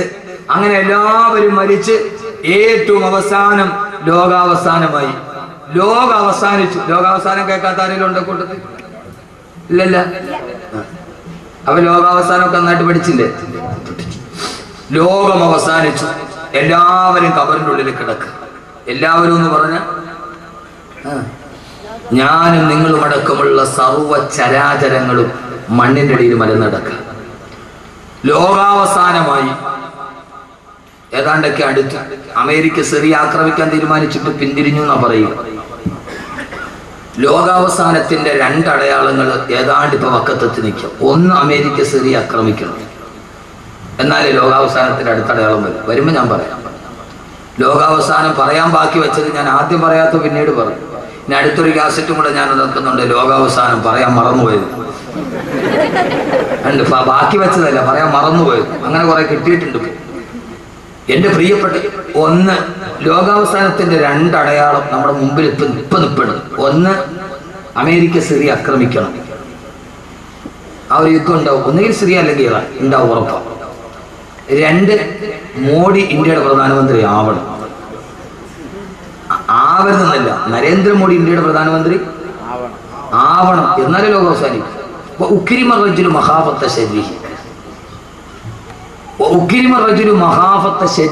ഒരാളെ, ഒരു നേതാവിനെ ഭയന്നിട്ട് അയാളെ ബഹുമാനിക്കാൻ നമ്മൾ നിർബന്ധിതരാവുക, അത് ലോകാവസാനത്തിന്റെ അടയാളമാണെന്ന് നബി മുഹമ്മദ് മുസ്തഫ. മോഡി ഇന്ത്യയുടെ പ്രധാനമന്ത്രി ആയി എന്ന് കരുതുക. അയാൾ നമ്മുടെ നാട്ടിൽ വന്നാൽ പ്രോട്ടോകോൾ അനുസരിച്ചിട്ട് ഇന്ത്യൻ പ്രൈം മിനിസ്റ്റർ എന്ന രീതിയിൽ അയാൾ ബഹുമാനിക്കാൻ നമ്മൾ ബാധ്യസ്ഥരാണ്, നിർബന്ധിതരാണ്. ലോകം കണ്ട, ഹിറ്റ്ലർ കഴിഞ്ഞാൽ ലോകം കണ്ട ഏറ്റവും വലിയ ക്രൂരനായ മനുഷ്യൻ നരേന്ദ്രമോദി. ഹിറ്റ്ലർ കണ്ട, ഹിറ്റ്ലറിനേക്കാൾ വലിയ, ഹിറ്റ്ലറുടെ പ്രേതം ഇന്ത്യയിൽ വന്നതാണ് മോദി. ഹിറ്റ്ലറുടെ പ്രേതം ഇന്ത്യയിൽ വന്നതാണ് മോദി. ആ പ്രേതം കയറി കൂടിയ ശരീരമാണ് മോദിയുടെ ശരീരം. അയാൾ പ്രധാനമന്ത്രി ആയാലേ ലോകാവസാനത്തിന്റെ അടയാളം ആവും. അവിടെ നിങ്ങൾ പേടിക്കണ്ട, നമ്മൾ പറഞ്ഞിടത്തേക്ക് കാര്യങ്ങൾ വരികയാണ്. നമ്മൾ പറഞ്ഞിടത്തേക്ക് മോഡി പ്രധാനമന്ത്രിയായി നോട്ട് ഇന്ത്യയിൽ മുസ്ലിമീങ്ങൾ ആരും കുറഞ്ഞു പോകില്ല. ഫിറഔനിന്റെ കൊട്ടാരത്തിൽ ജനിച്ചവനാണ് മൂസ. ആ മൂസയുടെ അനുയായികളാണ്. ഫിറഔന്റെ ജനിച്ച ഉടനെ തല കൊയ്യാൻ പോയവന്റെ കൊട്ടാരത്തിൽ ജനിച്ച കരീമുല്ലാഹി മൂസാ നബിയുടെ ദീനാണ് നമ്മുടെ ദീൻ. അപ്പൊ അതുകൊണ്ട് അക്കാര്യത്തിലൊന്നും ആരും പേടിക്കേണ്ട ഒരു കാര്യമില്ല. ലോകാവസാനം ഏതായാലും ഉറപ്പാണ്. ഒരേടെ ഇറങ്ങണം. ഞാൻ പറഞ്ഞുതരാം. പറയണോ? പറഞ്ഞോ? അത് പറയാൻ മറന്നുപോയാലും പറയണം. ഒന്നുകൂടി പറയണോ? അമേരിക്കയുടെ സർവ്വ സേനാ ക്യാമ്പുകളും സൈനിക ക്യാമ്പുകളും ടൈഗ്രീസിന്റെയും യൂഫ്രട്ടീസിന്റെയും തീരത്ത്. ഞാനത് അവനെ വെറുതെ പറഞ്ഞിട്ട് പോകാൻ വന്നതല്ല, വെറുതെ ചിരിച്ചു കളിച്ച് പോകാനാണെങ്കിലും ഓക്കെ. പക്ഷേ 2 മണിക്കൂർ കൊണ്ടൊരു മാറ്റം ഉണ്ടാവും. അമേരിക്കയുടെയും സഖ്യകക്ഷികളുടെയും സർവ്വ സൈനിക ക്യാമ്പുകളും യൂഫ്രട്ടീസ് നദിയുടെയും ടൈഗ്രീസ് നദിയുടെയും തീരത്താണ്. പെണ്ണാങ്കൊല്ലം മനസ്സിലാവുന്നുണ്ടോ? എന്ത് യൂഫ്രട്ടീസ്, എന്ത് യൂഫ്രട്ടീസ്? യൂഫ്രട്ടീസ് എന്തുകൊണ്ട് സർവ്വ പട്ടാള ക്യാമ്പ് ഇപ്പൊ സ്ഥാപിച്ചിരിക്കുന്ന യൂഫ്രട്ടീസിന്റെ ടൈഗ്രീസിന്റെ തീരത്ത്? എന്തുകൊണ്ട്? ആദരവായ പ്രവാചകൻ നബി മുഹമ്മദ് മുസ്തഫ സല്ലല്ലാഹു അലൈഹി വസല്ലം പറഞ്ഞു, ലോകാവസാനം അടുത്തു കഴിയുമ്പോ ടൈഗ്രീസിന്റെയും യൂഫ്രട്ടീസിന്റെയും തീരങ്ങളിൽ ജിബാലും മിനർ റഹബി, സ്വർണ്ണത്തിന്റെ മലകൾ ഉയർന്നു വരുമെന്ന് നബി മുഹമ്മദ് മുസ്തഫ. ലോകാവസാനം അടുത്തു കഴിയുമ്പോ ടൈഗ്രീസിന്റെയും യൂഫ്രട്ടീസിന്റെയും തീരത്ത് ജിബാലും മിനർ റഹബി, സ്വർണ്ണത്തിന്റെ മലകൾ ഉയർന്നു വരുമെന്ന് നബി മുഹമ്മദ് മുസ്തഫ. ഈ സ്വർണ്ണമലയാണ് അമേരിക്കയുടെ ലക്ഷ്യം. മനസ്സിലായോ? സ്വർണ്ണമലയാണ് അമേരിക്ക ലക്ഷ്യം. അവിടെ ഒരൊറ്റ മുസ്ലിം രാഷ്ട്രത്തിന്റെ പട്ടാളക്യാമ്പ് ഇപ്പോൾ അതെ, ഒരു മുസ്ലിം രാഷ്ട്രത്തിന്റെ പട്ടാളക്യാമ്പ് ഇപ്പൊ യൂഫ്രട്ടീസിന്റെ ടൈഗ്രീസിന്റെ തീരത്തുണ്ട്. ഏതോ വെള്ളിയാഴ്ച ജുമയ്ക്ക് വന്നവന് മണക്കാട് ഏതോ എന്റെ ജുമയ്ക്ക് പങ്കെടുത്താൽ അവിടെ ഇതൊക്കെ തന്നെ പറയണം. തുർക്കി എന്തുകൊണ്ട് ലോകാവസാനം എടുക്കുമ്പോൾ തുർക്കി ഇസ്ലാമിന്റെ എതിർപക്ഷത്ത്? യുക്കാത്തുൽ മുസ്ലിമൂനലിൽ അത്തറാഖ്, തുർക്കികളോട് മുസ്ലിമീങ്ങൾ യുദ്ധം ചെയ്യുന്നത് വരെ ലോകം അവസാനിക്കില്ലെന്ന് നബി മുഹമ്മദ് മുസ്തഫ. അപ്പൊ തുർക്കി ലോകാവസാനം എടുക്കുമ്പോൾ നമ്മുടെ എതിർപക്ഷത്ത് വരണം. അതുകൊണ്ട് തുർക്കി ഇപ്പോഴവിടെ പടലക്കാൻ പറ്റും. നിങ്ങളൊന്ന് ആലോചിച്ചു നോക്കും മനുഷ്യന്മാരെ. ഇനിയിപ്പോ ലോകം അവസാനിക്കില്ല എന്ന് ഒരാൾ പറഞ്ഞാൽ അവളേക്കാൾ വലിയ പച്ചപ്പൊട്ടി വരാനാണ്. ലോകാവസാനം എത്തിക്കഴിഞ്ഞാൽ ചിന്തിച്ചു കൊള്ളുക. ഇസ്രാഫീൽ അലൈഹിസ്സലാത്തു വസ്സലാം ഫൈദാ നുഫിഖ ഫിസ്സൂരി ഫസൈക മൻ ഫിസ്സമാവാതി വമൻ ഫിൽ അർളി ഇല്ലാ മൻ ശാ അല്ലാഹ്. ഈ ലോകത്തുള്ള എല്ലാ സർവ്വചരാചരങ്ങളും കുല്ലുമൻ അലൈഹാ ഫാൻ വയബ്കാ വജ്ഹു റബ്ബിക ഫിൽ ജലാലി വൽ ഇക്റാം. എല്ലാം തകർന്ന് തരിപ്പണമായി പടച്ചറപ്പ് മാത്രം ബാക്കിയായി. പറയാൻ സമയമേറെയില്ല. അവസാനം ഇസ്രാഫീലിനോട് അല്ലാഹു പറയും, ഇസ്രാഫീലേ തുമ്മ നുഫിഖ ഫീഹി ഉഖറാ, ഒന്നുകൂടി സൂറന്ന കാഹളത്തിൽ ഊതുക ഇസ്രാഫീൽ. ഇസ്രാഫീൽ അലൈഹിസ്സലാത്തു വസ്സലാം രണ്ടാമത് സൂറന്ന കാഹളത്തിൽ ഊതുമ്പോ ആ സമയത്ത് 4 മലക്കുകൾ എഴുന്നേൽക്കുമെന്ന് ആദരവായ പ്രവാചകൻ നബി മുഹമ്മദ് മുസ്തഫ. എഴുന്നേൽക്കണ്ടേ? ജീവിതത്തിന്റെ തുടക്കം ഇതാണ്. രണ്ടാമത് ഇസ്രാഫീൽ അലൈഹിസ്സലാത്തു വസ്സലാം സൂറന്ന കാഹളത്തിൽ ഊതി കഴിയുമ്പോ 4 മലക്കുകൾ മരണത്തോടെ അവസാനിച്ച ജീവിതം തുടങ്ങാൻ പോവുകയാണ്. ആ സമയത്ത് എഴുന്നേറ്റ് 4 മലക്കുകൾ ചോദിക്കും, അല്ലാഹുവേ അല്ലാഹുവേ അല്ലാഹുവേ, പരലോകം തുടങ്ങി. അല്ലാഹുവേ എവിടെയാണ്? അല്ലാഹുവേ ഐനൻ നബിയുൽ മുസ്തഫ, ഹബീബായ നബി എവിടെ? ഹബീബായ നബി എവിടെ? ഈ ലോകം ഒടുങ്ങിയാലും ആദ്യത്തെ അന്വേഷണം എവിടെയെന്നറിയോ? മദീനയുടെ റൗളയുടെ നായകൻ എവിടെ? അല്ലാഹു പറയും, മലായികത്തുകളെ ഈ തകർന്നു കിടക്കുന്ന ഭാഗത്ത് ഒരു പ്രകാശം വരുന്നത് കണ്ടോ? അവിടെയാണ് ഖബറുൻ നബിയിൽ മുസ്തഫ. അവിടെയാണ് മുസ്തഫായ നബിയുടെ ഖബറുള്ളത്. പരലോകത്തിന്റെ തുടക്കമാണ് ഞാൻ പറയുന്നത്. മരണം ജീവിതത്തിന്റെ തുടക്കമാണ്. അതീ ജീവിതത്തിന്റെ തുടക്കം ഇങ്ങനെയാണ്. ആ ജീവിതത്തിന്റെ തുടക്കമാണ് പറയുക.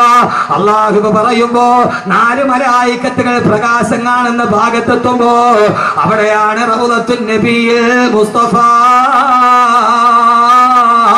അല്ലാഹുവിന്റെ റസൂലിന്റെ റൗളയുടെ ചാരത്ത് അവിടെ ചെല്ലുമ്പോ മീകായിൽ പറയും, മീകായിലേ നിങ്ങൾ വിളിക്കുക. മീകായിൽ പറയും, ഇല്ല ഇല്ല അസ്രായീലേ നിങ്ങൾ വിളിക്കുക. അവസാനം നിങ്ങളല്ലേ നബിയെ കണ്ടത്? അല്ല അല്ല അസ്രായീലേ. അവസാനം എല്ലാ മലക്കുകളും കൂടി പറയും, ഇല്ല ഇല്ല ഹബീബായ നബിയെ വിളിക്കാൻ അർഹതയുള്ളതാർക്കാ? ജിബ്രീലേ അവിടേക്കല്ലയോ.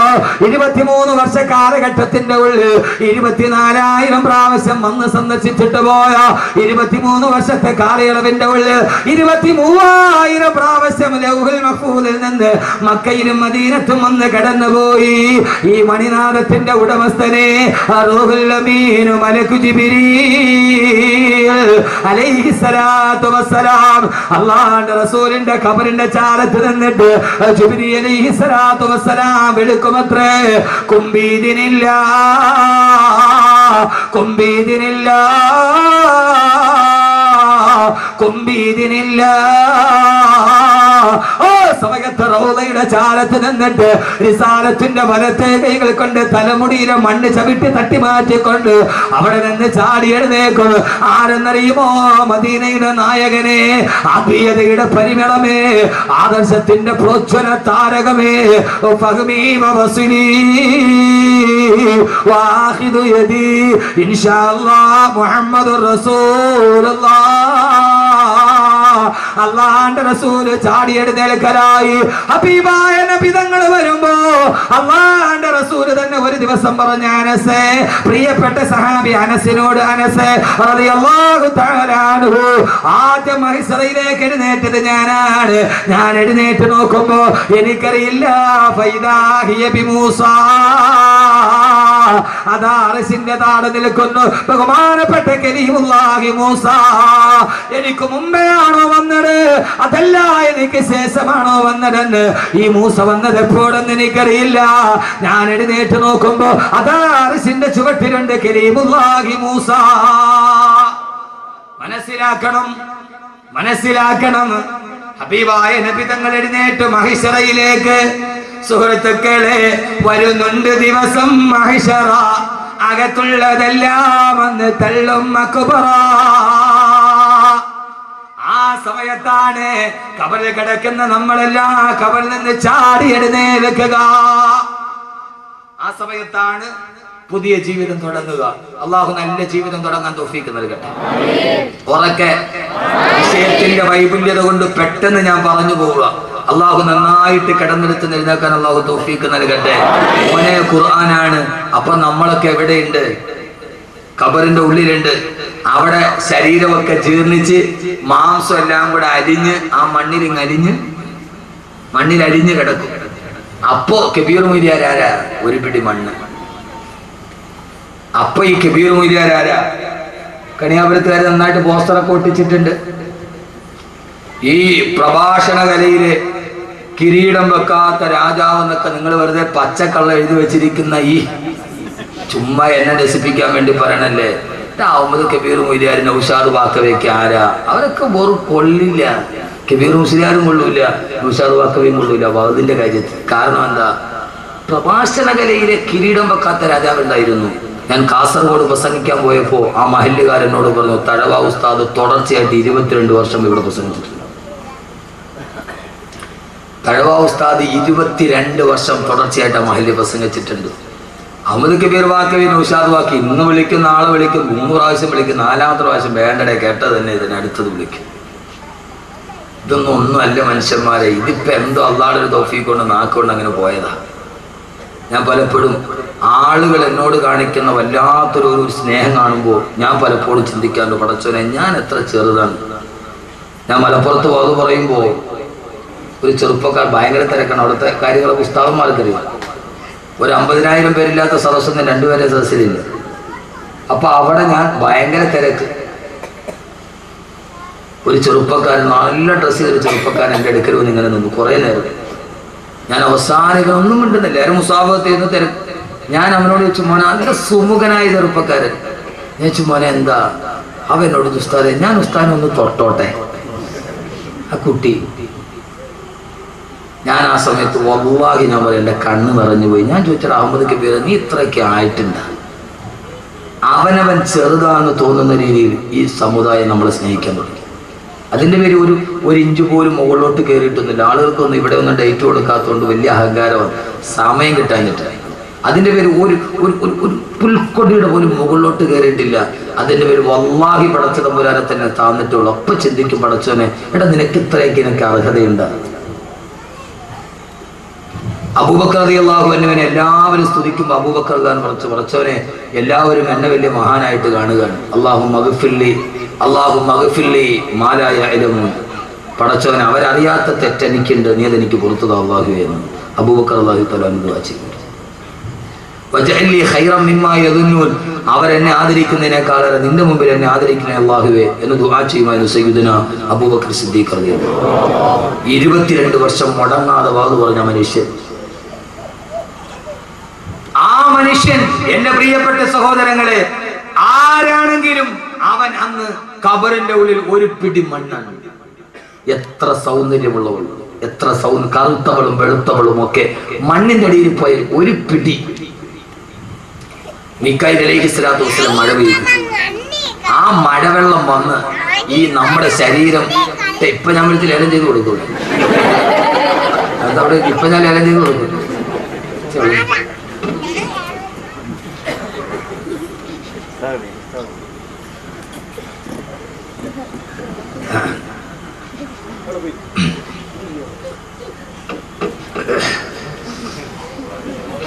കുട്ടികളെ പറയാൻ പറ്റില്ല. ആ സമയത്ത് ഒരു പിടി മണ്ണായി കിടക്കുന്ന മനുഷ്യന്റെ ഖബറിലേക്ക് മീകായിൽ അലൈഹിസ്സലാത്തു വസ്സലാം ഒരു മഴ പെയ്തു. ആ മഴത്തുള്ളി വന്ന് കണിയാപുരം പള്ളിയുടെ ഖബർസ്ഥാനിൽ കിടക്കുന്ന, അല്ലെങ്കിൽ പെരുമാതുറയിലോ കടക്കൂറ്റത്തോ ഉള്ള മണക്കാടോ എവിടെയെങ്കിലുമുള്ള നെടുമങ്ങാടുള്ള എത്രയോ എന്റെ ചെറുപ്പക്കാർ ഇവിടെ എത്തിയിട്ടുണ്ട്. ആ പള്ളിക്കുള്ളിൽ കിടക്കുന്ന മണ്ണായി ജനിച്ച നമ്മുടെ ഈ ശരീരത്തിലേക്ക് ആ വെള്ളത്തുള്ളി വന്ന് വീഴുമ്പോ ഫൈദാഹും മിനൽ അജ്ദാഫി ഇലാ റബ്ബിഹിം യൻസിലൂൻ. പൊന്നുമോനെ, ആ സമയത്താണ് പടച്ചറപ്പിന്റെ മുമ്പിൽ നമ്മൾ എഴുന്നേറ്റ് നിൽക്കുക. പ്രിയപ്പെട്ട ചെറുപ്പക്കാരാ, ആ വെള്ളത്തുള്ളി വന്ന് അലിഞ്ഞു നേർന്ന മാസം ഉരുണ്ട് കിടക്കുന്ന കളിമണ്ണിലോട്ട് വീഴുമ്പോഴാ പെങ്ങളെ എന്താ സംഭവിക്കുക? ഫൈദാഹും മിനൽ അജ്ദാഫി ഇലാ റബ്ബിഹിം യൻസിലൂൻ. ആകാശത്തിന്റെ തമ്പുരാന്റെ, ഭൂമിയുടെ തമ്പുരാന്റെ മുമ്പിലേക്ക് എഴുന്നേൽക്കുകയാണ്. എങ്ങനെയാണ് എഴുന്നേൽക്കുക?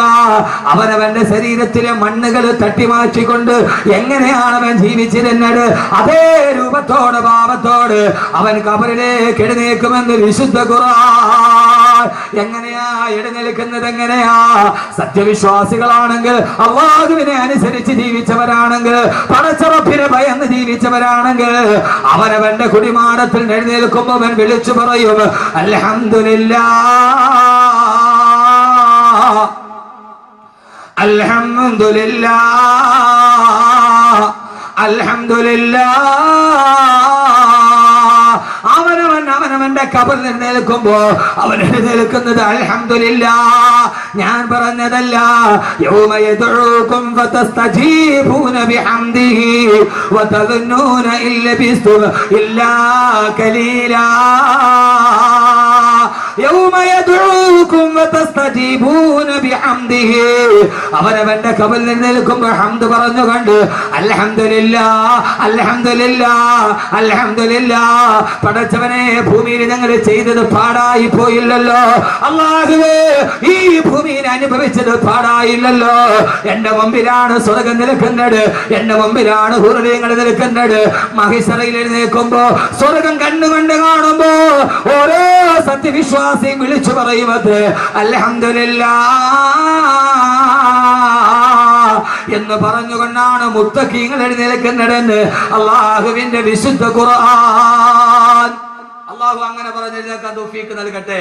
അവനവന്റെ ആരാ മോനെ മുത്തഖി, ആരാ വലിയവനാരാ?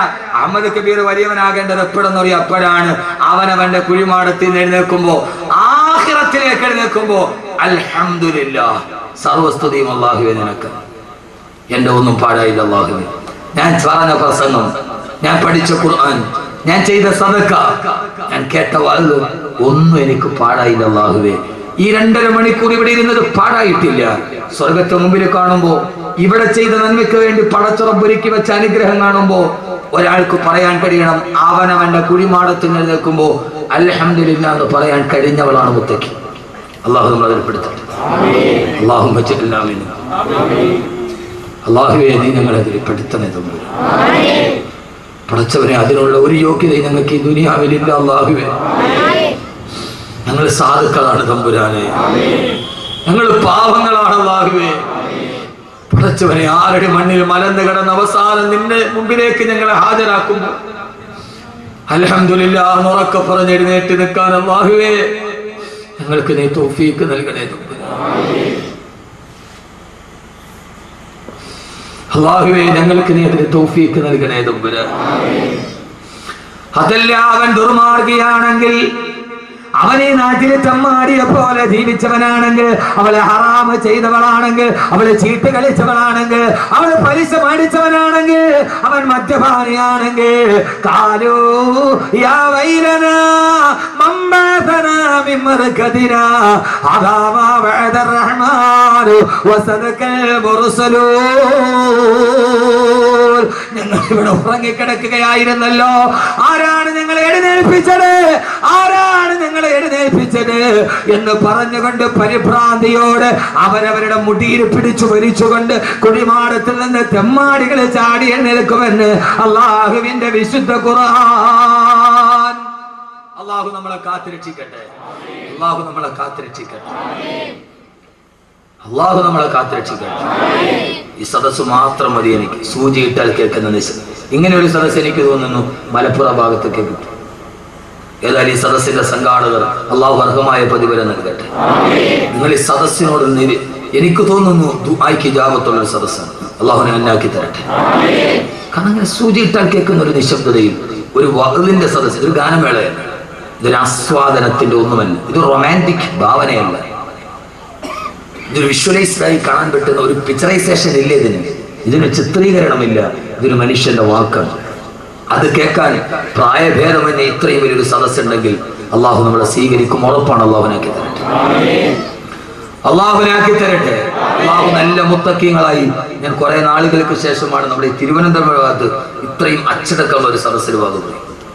അത് ഈ മണ്ണിന്റെ പൈതൃകം അള്ളാഹു നിലനിർത്തി തരട്ടെ. അൽഹംദുലില്ലാഹ് എന്ന് പറഞ്ഞ് എഴുന്നേറ്റ് നിൽക്കും. അപ്പോഴാണ് വളരെ പെട്ടെന്ന് പറയുക, വളരെ പെട്ടെന്ന് എഴുന്നേറ്റു. ജീവിതത്തിന്റെ തുടക്കമാണ്, എഴുന്നേറ്റു. അപ്പോഴാണ് അർറഹ്മാനു അലൽ അർശി ഇസ്തവാ ലഹു മാ ഫിസ്സമാവാതി വമാ ഫിൽ അർദ് വമാ ബൈനഹുമാ വമാ തഹത സറാ. അഖിലലോക ബ്രഹ്മാണ്ഡ കടാഹത്തമിടുവനെ മടക്കി ഭരിച്ച അർശിന്റെ തമ്പുരാൻ വിളിക്കുന്നത്, യാ ഇബാദി യാ ഇബാദി യാ ഇബാദി, എന്റെ അടിമകളെ ഇവിടേക്ക് വാ. എവിടെയാണോ എഴുന്നേറ്റ് നിന്നത് അവിടെയാണ് സൂര്യൻ ഒരു ചാൺ മുകളിൽ ഒളിച്ചു നിൽക്കുന്നത്. സൂര്യൻ എത്ര മുകളില്, എത്ര എത്ര എത്ര ഒരു ചാൺ മുകളിൽ സൂര്യൻ. ആര് പറഞ്ഞു ഒരു ചാണുണ്ട്? ആര്? നമ്മൾ കേട്ട് പഠിച്ചതിനെ ഞാൻ തിരുത്തുകയാണ്. ഒരു ചാൺ. ആദരവായ പ്രവാചകന്റെ പ്രിയപ്പെട്ട സഹാബി അനസ് റളിയല്ലാഹു തആല അൻഹു പറയുകയാണ്, ഒരു ദിവസം അല്ലാഹുവിന്റെ റസൂൽ ഞങ്ങളോട് പറഞ്ഞു, അനസേ അനസേ അനസേ, നാളെ പരലോകത്ത് സൂര്യൻ 1 മൈൽ മുകളിലാണ് ഒളിച്ചു നിൽക്കുന്നതെന്ന്. 1 മൈൽ മുകളിൽ, നിങ്ങളുടെ തലയുടെ 1 മൈൽ മുകളിലാണ് സൂര്യൻ ഉദിച്ചു നിൽക്കുന്നതെന്ന് ഹബീബായ നബി മുഹമ്മദ് മുസ്തഫ. എത്ര? 1 മീൽ മുകളിൽ. 1 മീൽ എന്ന് പറഞ്ഞാൽ എത്രയാ? പറഞ്ഞാള് പോയ 1 മൈൽ എത്രയാ? 1.6. അപ്പൊ ഒരു ചാൺ മുകളിൽ നിൽക്കുന്നത് ബാക്കവി ഏതായാലും ഒരു 1.5 കിലോമീറ്റർ മുകളിലാക്കി തന്നില്ല. ഇതിപ്പോ ബാക്കവി അല്ലാതെ ഇപ്പൊ ആരാ ചെയ്തരിക? ഇത്രയും നാളെ നിങ്ങൾ എല്ലാരും പേടിപ്പിച്ചെന്ന് ഒരു ചാൺ മുകളിൽ നിന്നല്ലേ? ഞാൻ സഹിഹായ ഹദീസാണ്. 1 മീൽ മുകളിൽ ഒരു ഇത്തിരി ആശ്വാസം കിട്ടില്ല പരലോകത്ത്, ഇല്ലേ? കിട്ടിയില്ലേ? എന്താ മനുഷ്യന്മാരെ നിങ്ങൾ ഇങ്ങനെ ഫ്രീസറിൽ വെച്ച ബ്ലോക്ക് ഇരിക്കണ കിട്ടിയില്ലേ?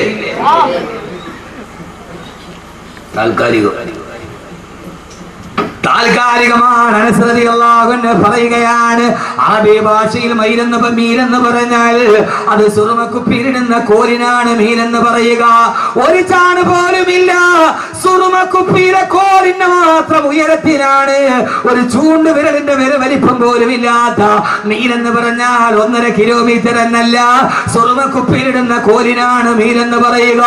ഒരു ചാൺ പോലുമില്ല, ഒരു സുറുമക്കുപ്പിയുടെ കോലിന്റെ വലിപ്പത്തിൽ ഒരു ചൂണ്ട് വിരലിന്റെ പോലും മുകളിലല്ല.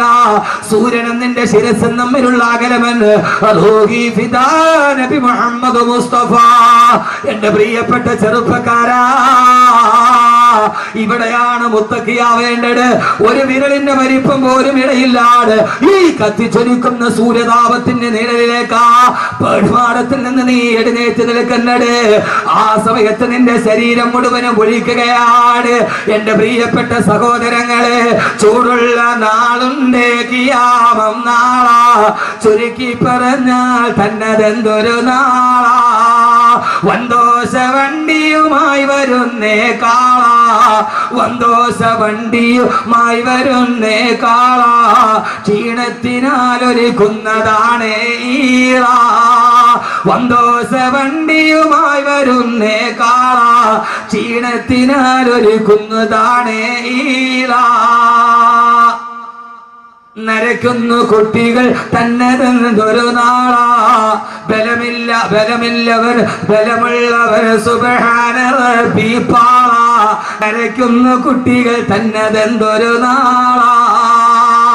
വന്തോഷ വണ്ടിയും മരിച്ചുകൊണ്ട് ഈള ഒലിപ്പിക്കുന്ന കാളക്കുട്ടിയെ പോലെ പടച്ചറപ്പിന്റെ മുമ്പിൽ വരുമ്പോ എന്തേ ചിന്തിക്കുന്നില്ല? ഈ ദുനിയാവിന്റെ മാസ്മരികതയിൽ മലന്ന് കിടക്കുമ്പോ എന്തേ മനസ്സിൽ വരുന്നില്ല? ഒരു വിരലിന്റെ വലിപ്പത്തിന് ഇടയിൽ നിൽക്കുന്ന സൂര്യതാപത്തിന്റെ കീഴിലേക്ക് ഈളയും ഒലിപ്പിച്ചുകൊണ്ട് നിൽക്കുമ്പോഴാണ് വലത് ഭാഗത്ത് നിന്ന് അർശിന്റെ തമ്പുരാന്റെ ആശ്വാസത്തിന്റെ വിളി. യാ ഇബാദി യാ ഇബാദി യാ ഇബാദി, എന്റെ അടിമകളെ ഇവിടേക്ക് വാ. നിങ്ങൾക്ക് ഈ സൂര്യന്റെ ചൂട് അനുഭവിക്കണ്ട, ഈ ചെമ്പിന്റെ തറയിൽ നിങ്ങൾ ചവിട്ടണ്ട. ഇതാ എന്റെ അറസിന്റെ തണലിലേക്ക്, എന്റെ അറസിന്റെ തണലിലേക്ക് നിങ്ങൾ വന്നുകൊള്ളുക, എന്റെ അറസിന്റെ തണലിലേക്ക് വന്നുകൊള്ളുക എന്ന് പടച്ചറപ്പ് വിളിക്കുമെന്ന് ഞാൻ പറഞ്ഞതല്ല. യൗമയിദിൻ യത്തബിഊന ദാഇയ ലാ ഇബദല വഖസഅത്തിൽ അസ്വാതു ലിർറഹ്മാനി ഫലാ തസ്മഉ ഇല്ലാ ഹംസാ. അതാ പടച്ചറപ്പിന്റെ വിളി വരുന്നു.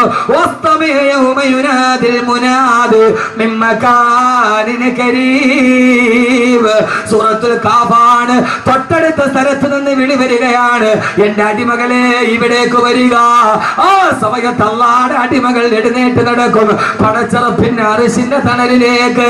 അവർക്ക് ഹിസാബില്ല, അവർക്ക് സിറാത്തില്ല, അവർക്ക് മീസാനില്ല, അവർക്ക് യാതൊരുവിധ പാരവശ്യതകളില്ല. അവരുടെ ജീവിതത്തിന്റെ തുടക്കം തന്നെ ശുഭകരമാണ്. അവരുടെ ജീവിതത്തിന്റെ തുടക്കം തന്നെ ശുഭകരമാണ്. ജീവിതത്തിന്റെ തുടക്കം ശുഭമാകാൻ കാഡ്ബറീസ് കഴിച്ചിട്ട് കാര്യമില്ല, ചന്ദനത്തിരി കത്തിച്ചിട്ട് കാര്യമില്ല. തുടക്കം ശുഭമാകണമെങ്കിൽ പരലോകത്ത് എഴുന്നേൽക്കുമ്പോൾ പടച്ചറപ്പ് വിളിക്കണ്ടേ ചെറുപ്പക്കാരികളെ. യാ ഇബാദി, എന്റെ അടിമകളെ, എന്റെ അർശിന്റെ ചുവട്ടിലോട്ട് കടന്നു വരിക. ആ സമയത്ത് സ്വർഗത്തിന്റെ മുമ്പിലേക്ക്, അർശിന്റെ തണലിലേക്ക് മുത്തഖീങ്ങളായ മനുഷ്യർ കൂട്ടത്തോടെ പോകുമെന്ന് വിശുദ്ധ ഖുർആൻ. യൗമ നഹ്ശുറുൽ മുത്തഖീന ഇലർ റഹ്മാനി വഫദാ. മുത്തഖീങ്ങൾ കൂട്ടം കൂട്ടമായി പടച്ചറപ്പിന്റെ അർശിന്റെ ചുവട്ടിലേക്ക് നടന്നു പോകുമത്രേ. അല്ലാഹു നമ്മളെ അതിൽ പെടുത്തട്ടെ, അല്ലാഹു നമ്മളെ അതിൽ പെടുത്തട്ടെ. അതിന് മാത്രമല്ല, ഇങ്ങനെ പറയുന്നവരിലും ഇങ്ങോട്ട് നോക്ക്, തമാശ കൂടുതൽ ഒഴിവാക്കുകയാണ്. വിഷയത്തിന്റെ ഗൗരവം കണ്ട് ഇതാണ് ഏറ്റവും വലുത്. ആഖിറത്ത് ഏറ്റവും വലിയ വാക്കിതാണ്. അല്ലാഹു പറയാൻ തൗഫീഖ് നൽകട്ടെ. ഏത് വാക്ക്? ഇത് ഖുർആനാണ്, അഹ്മദ് കബീറിന്റെ വാക്കല്ല. ഇത് അവൻ കാണാതെ പഠിച്ച ഖുർആൻ പറയുന്നതാണ്. ഇത് പറയലാണ്. ഇത് ഈ ഇരിക്കുന്ന ഒരു 10,000 ആളുകളുണ്ടാവും. ഈ ഇരിക്കുന്നവരിൽ ഏറ്റവും ഭാഗ്യവാൻ ഞാനല്ല. അൻവരിയാകണമെന്നില്ല, വാക്കവിയാകണമെന്നില്ല. ഈ ഇരിക്കുന്നവരിൽ ഏറ്റവും ഭാഗ്യവാൻ, ഈ ഭൂമിയിൽ ജീവിക്കുന്നവരിൽ ഏറ്റവും ഭാഗ്യവാൻ ഈ വാക്ക് പറയാൻ കഴിയുന്നവരാണ്. അർശിന്റെ തമ്പുരാൻ വിളിക്കുമ്പോൾ മുത്തഖീങ്ങൾ കൂട്ടത്തോടെയാണ് പോകുന്നത്. ഞാൻ പറയുന്ന ഖുർആനാണ്. വഫദുകളായി, കൂട്ടങ്ങളായി. ഞാൻ ഇങ്ങോട്ട് വരുമ്പോ നെടുമങ്ങാട് നിവാദക്കാൻ ഇവിടെ എത്തിയവരുണ്ട്, അങ്ങനെ തന്നെ മണക്കാട് നിന്ന് വന്നവരുണ്ട്, കൊല്ലത്ത് നിന്ന് എത്തിയവരുണ്ട്. കൂട്ടം കൂട്ടമായി വന്ന ചെറുപ്പക്കാരെ അള്ളാഹു കൂട്ടത്തോടെ സ്വർഗത്തിലേക്ക് നടക്കാനും അള്ളാഹുവിന് കാരണം നൽകി. അള്ളാഹു നൽകി അനുഗ്രഹിക്കട്ടെ, അള്ളാഹു നൽകി അനുഗ്രഹിക്കട്ടെ. ഈ ബരടിന്റെ പരിപ്പ് അകരത്തിൽ സൂര്യൻ ഉദിച്ചു നിൽക്കുന്നു. കോടിക്കണക്കിന് ആളുകൾ കടന്ന് കരിഞ്ഞ് നിലവിളിക്കുമ്പോ ആ സമയത്ത് കൂട്ടത്തോടെ പടച്ചറപ്പിന്റെ അർശിന്റെ തണലിലേക്ക്, സിംഹാസനത്തിന്റെ തണലിലേക്ക് പോകാൻ മുത്തഖീങ്ങൾ പോകും. ഇങ്ങനെ പോകുമ്പോ അഹമ്മദ് കബീർ ബാക്കവിയുണ്ട്, അള്ളാഹുനാക്കി തരട്ടെ. അൻവരിയുണ്ട്, പാട്ടെഴുതിയ വാഫിയുണ്ട്. ഇവിടുത്തെ ഉസ്താദന്മാരും ഈ ഇരിക്കുന്ന നമ്മളെല്ലാവരും ഉണ്ട് എന്ന് കരുതുക. അള്ളാഹു ആശ അങ്ങനെ ആക്കി തരട്ടെ. ഞാനും നിങ്ങളും ഒക്കെയുണ്ട്. കൂട്ടത്തോടെ പോകുമ്പോ ഈ കൂട്ടത്തിൽ ഒരാൾ ചോദിക്കും, ബാക്കവി ഉസ്താദെ എന്തേ അള്ളാഹു നമ്മൾ അതിൽപ്പെടുത്തട്ടെ, അള്ളാഹു നമ്മൾ അതിൽപ്പെടുത്തട്ടെ. ഒരാൾ ചോദിക്കുമ്പോ ഉസ്താദെ മരിച്ചിട്ട് ഖബറിൽ അധിക നാളൊന്നും നമ്മൾ കിടന്നില്ലല്ലോ, മരിച്ച ഉടനെ നമ്മൾ മഹിശറയിലെത്തിയത്. ഞാൻ ഈ തോന്നിയിട്ട് കരഞ്ഞു പോയിട്ട് ഈ വിജ്ഞാനം പഠിക്കും. പിന്നെ ചെറുപ്പക്കാർ ഈ വിജ്ഞാനം പഠിക്കും. നിങ്ങൾക്ക് ദുനിയാവിൽ എന്ത് നിങ്ങളുടെ കയ്യിലുണ്ടായിക്കൊള്ളട്ടെ, എന്ത് കോടികൾ നിങ്ങളുടെ കയ്യിലുണ്ടായിക്കൊള്ളട്ടെ, പക്ഷെ ഈ വിജ്ഞാനം നിങ്ങൾ കളയരുത്. ഈ വിജ്ഞാനം നിങ്ങൾ കളയരുത്. ഇതെന്തൊരു വാക്കായത്, ഇതെന്തൊരു വാക്കായത്. അർശിന്റെ തണലിലോട്ട് നടന്നു ഖബറിൽ നിന്ന് എഴുന്നേറ്റ ഉടനെ അർശിന്റെ തണലിലോട്ട് നടന്നു പോകുമ്പോ ആ സമയത്ത് കൂടെയുള്ളവരോട് ചോദിക്കും, ആ പള്ളിക്കാട്ടിലെ 6 അടി മണ്ണിന്റെ ഉള്ളിൽ അധിക നാളൊന്നും നമ്മൾ കിടന്നില്ലല്ലോ. ഖബറിൽ 1 നൂറ്റാണ്ട് കിടന്നിട്ട് ആ 1 നൂറ്റാണ്ട് 1 സെക്കൻഡ് പോലെ കഴിഞ്ഞു പോകുന്നവർ. അള്ളാഹു നമ്മൾ അതിൽ പെടുത്തട്ടെ. ഏതായാലും ലോകാവസാനം നടന്നിട്ട് ഏറ്റവും അവസാനം മരിച്ച ആളും ഏറ്റവും കുറഞ്ഞ 40 വർഷം ഖബറിൽ കിടക്കും. ലോകാവസാനം ഏറ്റവും അവസാനം മരിച്ച ആൾ ഇസ്രാഫീൽ അലൈഹി സ്വലാത്തു വസ്സലാം ആദ്യം ഓതുമ്പോൾ ലോകം അവസാനിക്കും, രണ്ടാമത് ഓതുമ്പോ മഹിശറ തുടങ്ങും. ഈ 2 ഊതലിന്റെ ഇടയിൽ 40 വർഷത്തെ ഇടവേളയിൽ 2 ഊതൽ. ആദ്യം ഊതുമ്പോ എല്ലാവരും മരിക്കും, രണ്ടാമത് ഊതുമ്പോ മഹിശറിൽ എഴുതും. ഈ 2 ഊതലിന്റെ ഇടയിൽ 40 വർഷത്തെ ഇടവേളയുണ്ട്. അപ്പൊ ഏറ്റവും അവസാനം മരിച്ച ആളും 6 അടി മണ്ണ് ഖബറിന്റെ ഉള്ളിൽ ഏറ്റവും മുന്നേ എത്ര വർഷം കിടക്കണം? 40 വർഷം 1 സെക്കൻഡ് ആയിട്ട് തോന്നുന്നു ഈ 6 അടി മണ്ണ്. ആ സമയത്ത് പറയുമ്പോ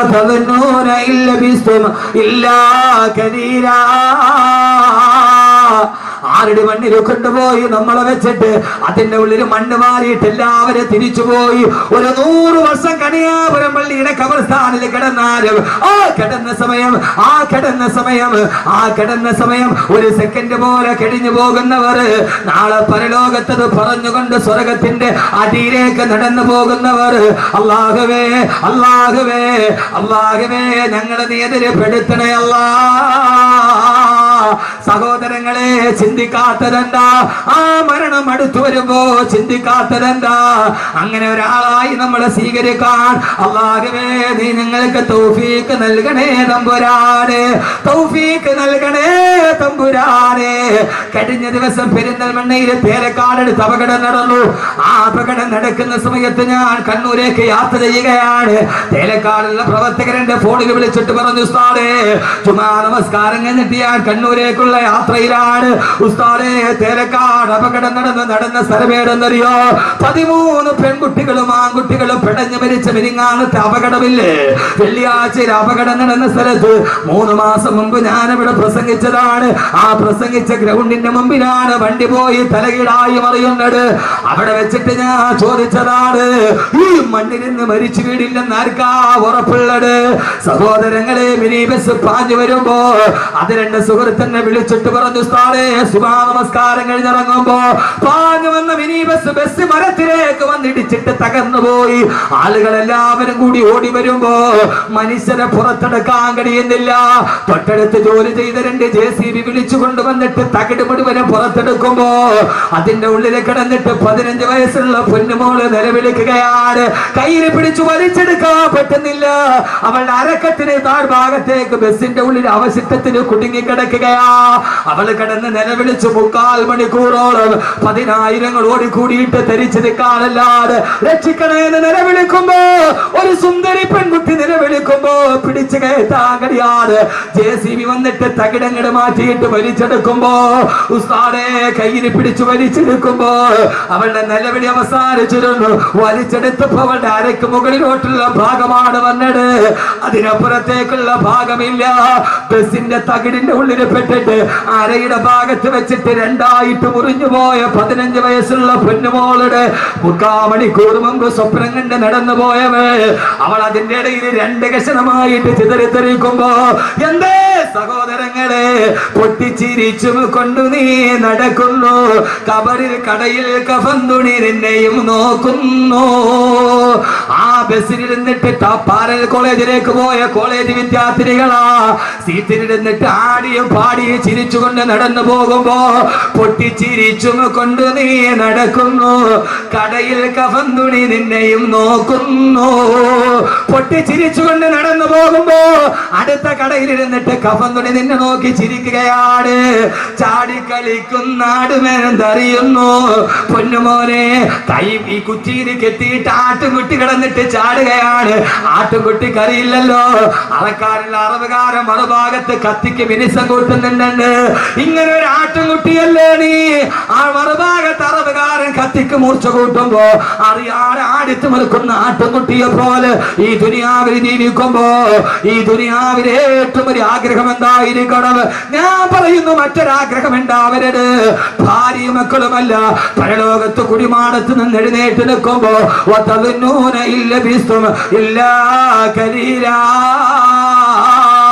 അല്ലാഹുവേ അല്ലാഹുവേ അല്ലാഹുവേ, ഈ ഖബറിന്റെ ഉള്ളിൽ നൂറ്റാണ്ടുകളെ കിടക്കേണ്ടി വന്ന ഒരു സെക്കൻഡ് പോലെ കഴിഞ്ഞു പോകുന്ന സുഖകരമായ ജീവിതം അത് കൊതിക്കാത്തവരാരാവുള്ളത്? അല്ലാഹു തൗഫീഖ് നൽകി അനുഗ്രഹിക്കുമാറാകട്ടെ. ഈ ദുനിയാവിൽ എല്ലാം അല്ല തന്നിട്ടുണ്ട്. വീട് തന്നിട്ടുണ്ട്, ബിസിനസ് തന്നിട്ടുണ്ട്, പണം തന്നിട്ടുണ്ട്, മക്കളെ തന്നിട്ടുണ്ട്, ഭാര്യയെ തന്നിട്ടുണ്ട്. ഞാൻ ഈ സദസ്സിൽ വെച്ചൊന്ന് വെറുതെ ചോദിക്കുകയാ, ഈ വിനീതന്റെ പ്രസംഗം കേൾക്കാൻ ഇവിടെ തടിച്ചുകൂടിയവരോട് നാളെ പരലോകത്ത് ചെല്ലുമ്പോ എഴുന്നേറ്റാൽ ഉടനെ എനിക്ക് അറിസിന്റെ തടലേക്ക് നടന്നു പോകണമെന്ന ആഗ്രഹത്തോട് ഇൻഷാ അല്ലാഹ് ഈ സദസ്സിൽ വെച്ചിട്ട് അഹമ്മദ് കബീർ ബാക്കവി 18 വർഷമായി മതപ്രഭാഷണം നടത്തുന്നുണ്ട്.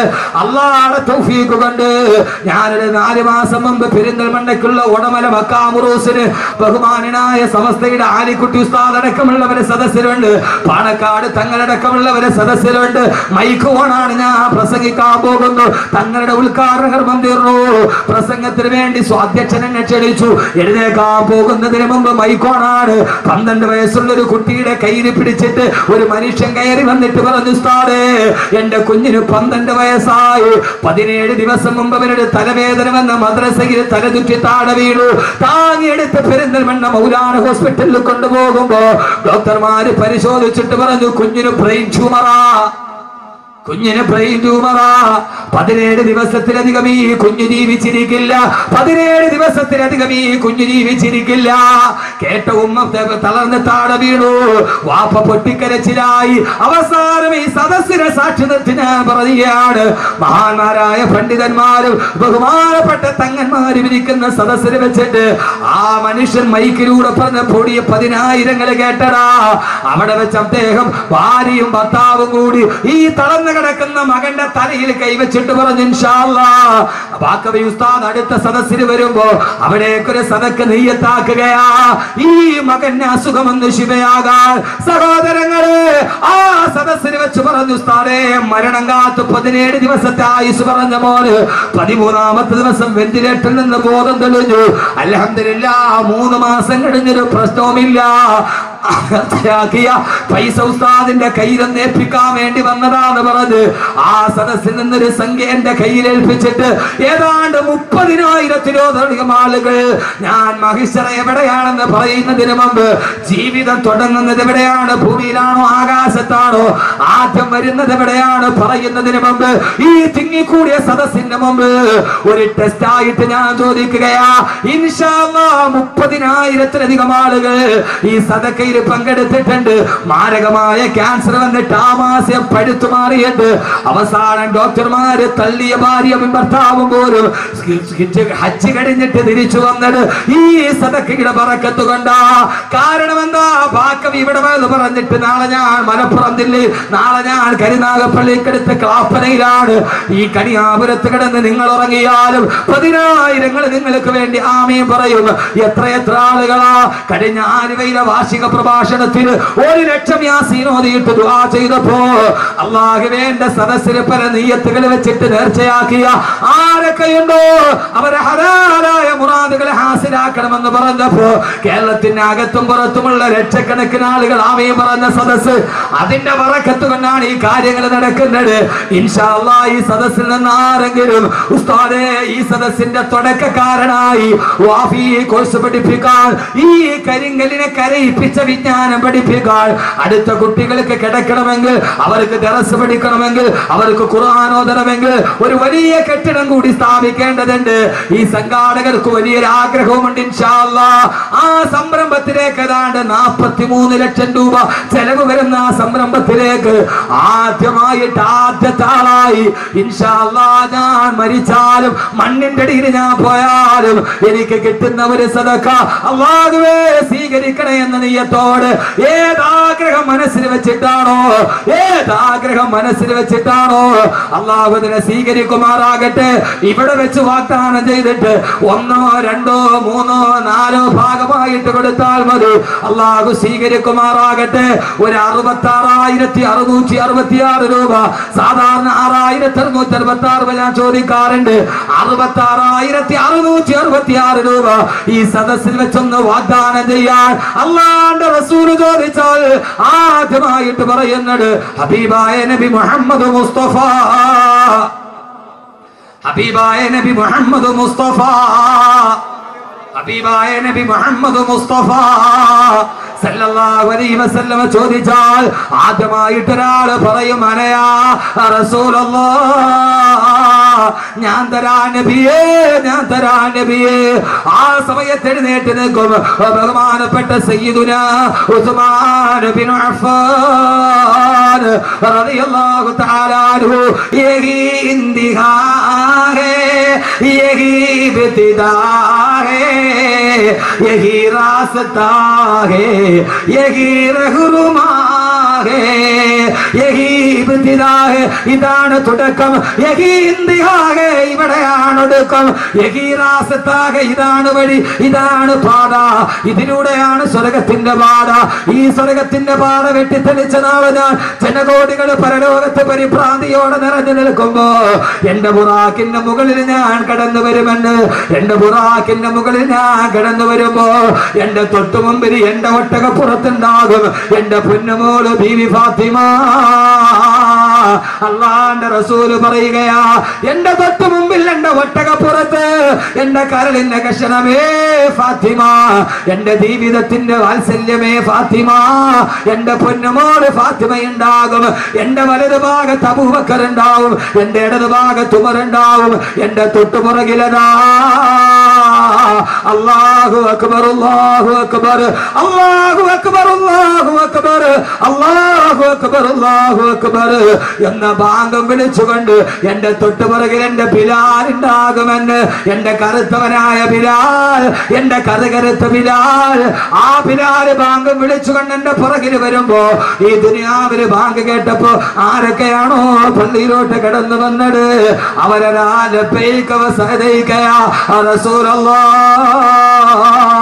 എന്നും പറഞ്ഞുകൊണ്ട് അവര് ബിലാലിന്റെ തൊട്ട് പുറകിൽ വന്ന് ഒരുമിച്ച് കൂടുമെന്ന് ഹബീബായ നബി മുഹമ്മദ് മുസ്തഫ. വേണ്ടേ ചെറുപ്പക്കാരാ, പച്ച വ്യഭിചാരം പഠിപ്പിച്ച മെസ്സിയുടെ താരാരാധന നടത്തിയ മോഹൻലാൽ മമ്മൂട്ടി ഫാൻസ് അസോസിയേഷൻ പ്രകടിപ്പിച്ച എന്റെ പ്രിയപ്പെട്ട ചെറുപ്പക്കാരാ, മന്ദയെയും ഒക്കെ റോൾ മോഡലാക്കി മാറ്റിയ നാളെ ബിലാലിന്റെ പുറകിൽ നിൽക്കണ്ടേ, നാളെ മഹിസറയിൽ ബാങ്ക് വിളിക്കാൻ കഴിയണ്ടേ. അങ്ങനെ വരുമെന്ന് പറഞ്ഞ് സഹാബത്ത് പറയുമ്പോ ഓ സമയത്താണ് അല്ലാഹുവിന്റെ റസൂലിനോട് സഹാബത്ത് പറഞ്ഞു, തിരുദൂതരെ പ്രസംഗം നിർത്തല്ല നബിയെ, പ്രസംഗം അവസാനിപ്പിക്കല്ല നബിയെ, എന്തെങ്കിലും പരലോകത്തിന് രക്ഷപ്പെടാൻ എന്തെങ്കിലും പറഞ്ഞു തരാറ് അങ്ങനെ നിർത്തല്ലേ യാ റസൂലല്ലാഹ്. അവിടുത്തെ ആളുകള് നമ്മളെ പോലെയല്ല. നിങ്ങൾ ചിന്തിക്കുന്നുണ്ടാവും ഇയാളൊന്ന് വകന്ന് നിർത്തിയാൽ എഴുന്നേക്കാമായിരുന്നു. അല്ല സഹോദരങ്ങളെ, അല്ല അല്ല സഹോദരങ്ങളെ, അല്ല അല്ല അല്ല. സഹാബത്ത് പറഞ്ഞു, നബിയെ നബിയെ നിർത്തല്ല നബിയെ, അത് പറഞ്ഞിട്ട് നിങ്ങൾക്ക് ആഖിറത്തിലേക്ക് പ്രയോജനമില്ലാത്ത അത് നിർത്തല്ല നബിയെ, എന്തെങ്കിലും ആഖിറത്തിൽ രക്ഷപ്പെടാൻ പറഞ്ഞതാ തിരുദൂതരെ റസൂലല്ലാഹ്. ആ സമയത്ത് അല്ലാഹുവിന്റെ റസൂൽ പറഞ്ഞു, സഹാബ എന്നാൽ എപ്പോഴും പറഞ്ഞുകൊള്ളുക, യാദൽ ജലാലി വൽ ഇക്റാം അമിത്ന അലാ ദീനിൽ ഇസ്ലാം, യാദൽ ജലാലി വൽ ഇക്റാം അമിത്ന അലാ ദീനിൽ ഇസ്ലാം, യാദൽ ജലാലി വൽ ഇക്റാം അമിത്ന അലാ ദീനിൽ ഇസ്ലാം. ഇത് പതിവായി പറഞ്ഞു. ആഖിറത്തിൽ പോയാൽ നിങ്ങൾക്ക് തളരേണ്ടി വരില്ല, പരിഭ്രാന്തിയോടെ ഓടേണ്ടി വരില്ല. റഹ്മത്തെന്ന സഹോദരി ഒരു സദഖ ചെയ്തു. ഇത് വഅദിന്റെ പ്രയോജനമാണ്. അല്ലാഹുവേ നീ അവർക്ക് സാലിഹായ സന്താനത്തെ കൊടുക്കണേ അല്ലാഹ്. അല്ലാഹു സ്വീകരിക്കട്ടെ, അല്ലാഹു സ്വീകരിക്കട്ടെ, അല്ലാഹു സ്വീകരിക്കട്ടെ.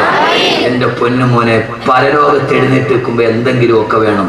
യഥാർത്ഥത്തിൽ പരലോകത്താണ് പ്രോട്ടോകോൾ ലംഘിക്കുക. പരലോകത്ത് മരണം ജീവിതത്തിന്റെ തുടക്കം. ഞാൻ പരലോകത്തിന്റെ പ്രധാനപ്പെട്ട കാര്യങ്ങൾ പറയാം. പരലോകത്ത് പ്രോട്ടോകോൾ ലംഘിക്കുക. പ്രോട്ടോകോള് എന്താ ഫോട്ടോക്കാരോട് പോകുന്നത്? പ്രോട്ടോകോൾ ലംഘിക്കും. എങ്ങനെ? പരലോകത്താണ് ചെല്ലേണ്ടത്. അള്ളാഹു അവിടെ ആക്കി തരട്ടെ, അള്ളാഹു അവിടെ ആക്കി തരട്ടെ, അള്ളാഹു അവിടെ എത്തിച്ചു തരട്ടെ. എത്താൻ ഇത്തിരി പാടാ മനുഷ്യന്മാരെ. അള്ളാഹു അവിടെ എത്തിച്ചു തന്നാൽ രക്ഷപ്പെട്ടു. അവിടെ മലക്കുകൾ നമ്മളെ കാണുമ്പോൾ സലാം പറയും. ഇവിടെ നേരെ തിരിച്ച്, ഇവിടെ നമ്മളാരോട് പോലെ സലാം പറയും, മലക്കുകളോട് സലാം പറയും. അവിടെ മലക്കുകൾ നമ്മുടെ സേവകന്മാരാണ്. പ്രോട്ടോകോൾ മാറും. ഇവിടെ ഇപ്പൊ നമ്മളൊരു കല്യാണത്തിന് നമ്മളൊരാൾ വിളിച്ചു, അവിടെ ചെന്നപ്പോ ആദ്യത്തെ ട്രിപ്പ് ഇരുന്നു, നമ്മൾ വെളിയില്ല അല്ലേ? അപ്പൊ വീട്ടുകാർ ഓടി വന്നിട്ട് പറയും, ഇതൊന്ന് കഴിഞ്ഞോട്ടെ, തീർന്ന ഉടനെ അടുത്ത് നിങ്ങൾ ഇരുത്താം. അപ്പൊ ഒരു കസേരയൊക്കെ ഇട്ട് അവിടെ എന്ത് ചെയ്യും? ഇരുത്തും. നമ്മൾ ഈ ചാപ്പാട് നല്ല ബിരിയാണിയുടെ സ്വാദ് മൂക്കിലേക്കങ്ങ് അടിക്കും. ആദ്യത്തെ ട്രിപ്പ് തീരാറാകുമ്പോ തന്നെ നമ്മൾ എന്ത് ചെയ്യും? മേശയൊന്നും തുടച്ചിട്ടുണ്ടാവില്ല, പ്ലേറ്റിന് എടുത്തിട്ടുണ്ടാവില്ല, ചാടി എന്ത് ചെയ്യും? മനുഷ്യന്മാരെ ചാടി എന്ത് ചെയ്യും? ഇരിക്കും. എന്തിന്? ചാപ്പാട്. ഏത് ചാപ്പാട്? ബിരിയാണി. തിന്നിട്ടൊരു കൊച്ചു മരിച്ചുപോയി എന്ന് പറഞ്ഞോട് പ്രശ്നം ഉണ്ടാക്കി. കഴക്കൂട്ടത്തല്ലേ? യഥാർത്ഥത്തെ ആ കൊച്ചു സൂസൈഡ് ചെയ്ത, ആത്മഹത്യ ചെയ്ത. ചുമ്മാ പത്രക്കാരൻ തിരുവനന്തപുരത്ത് ഷവർമ തിന്നിട്ട് ഒരു കുട്ടി മരിച്ചു, ഒരാൾ മരിച്ചു. യഥാർത്ഥത്തിൽ അയാൾ സൂയിസൈഡ് ചെയ്ത പാവപ്പെട്ട ഹോട്ടൽ കച്ചവടക്കാരന്റെ ജീവിതവും. പത്രത്തിൽ എന്ത് ലൈവായിട്ട് അപ്പൊ കിട്ടി എഴുതുക. അതെന്താ? യഥാർത്ഥത്തിൽ അയാൾ ആത്മഹത്യ ചെയ്ത. ബാംഗ്ലൂരിൽ പോയി ഷവർമ, അവന്റെ കൂടത്തൊന്നും മരിച്ചില്ല, ഇവ മരിച്ചു. പത്രക്കാര് ഈ ബ്രേക്കിംഗ് ന്യൂസ് കിട്ടാൻ വേണ്ടി ഇരിക്കുക. അവരെഴുതി പാവപ്പെട്ട ഹോട്ടൽ കച്ചവടക്കാരുണ്ട്. ആ മനുഷ്യൻ, ആ സാൽവ കഫയുടെ മനുഷ്യൻ സ്ഥിരമായിട്ട് പള്ളിയിൽ ഒരിയാൾക്ക് അരി കൊടുക്കുന്ന ആൾ, നല്ലൊരു മനുഷ്യൻ. പത്രക്കാർക്ക് എഴുതിയാൽ മതി, ഹോട്ടലുകാരൻ്റെ ഏതൊക്കെ പെണ്ണിന്റെ സ്വർണം പോലും വിറ്റിട്ടായിരിക്കും ഒരു കൊച്ചു മാടക്കട തുടങ്ങുന്നത്. യഥാർത്ഥത്തിൽ നമ്മളെന്താ ഭക്ഷണം അല്ലേ, ഭക്ഷണമല്ലേ, ഒരു പ്ലേറ്റ് ഭക്ഷണം. മോനെ പ്രോട്ടോകോൾ ലംഘിക്കും എവിടെയാണെന്നറിയോ?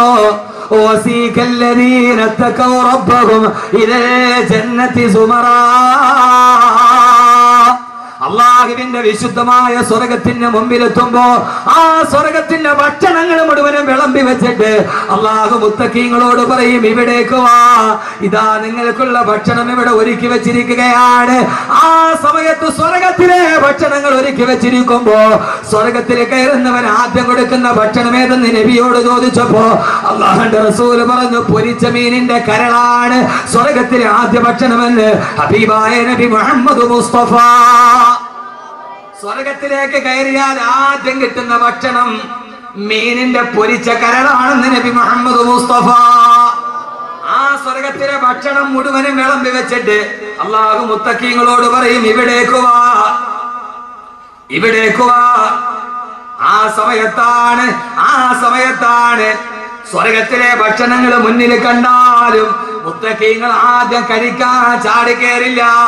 അവര് പറയുമ്പോ ഖാലുൽ ഹംദുലില്ലാഹില്ലദീ സദഖനാ വഅദാ. ആ സമയത്ത് മുത്തഖീങ്ങൾ പറയുമ്പോ ഖാലു, അവര് പറയും അൽഹംദുലില്ലാഹ് അല്ലദീ സദഖനാ വഅദാ. അല്ലാഹുവേ, അല്ലാഹുവേ, അല്ലാഹുവേ, പടച്ചവനെ, ഞങ്ങൾക്ക് ഈ ഭക്ഷണം തിന്നാനുള്ള ആർത്തിയില്ല.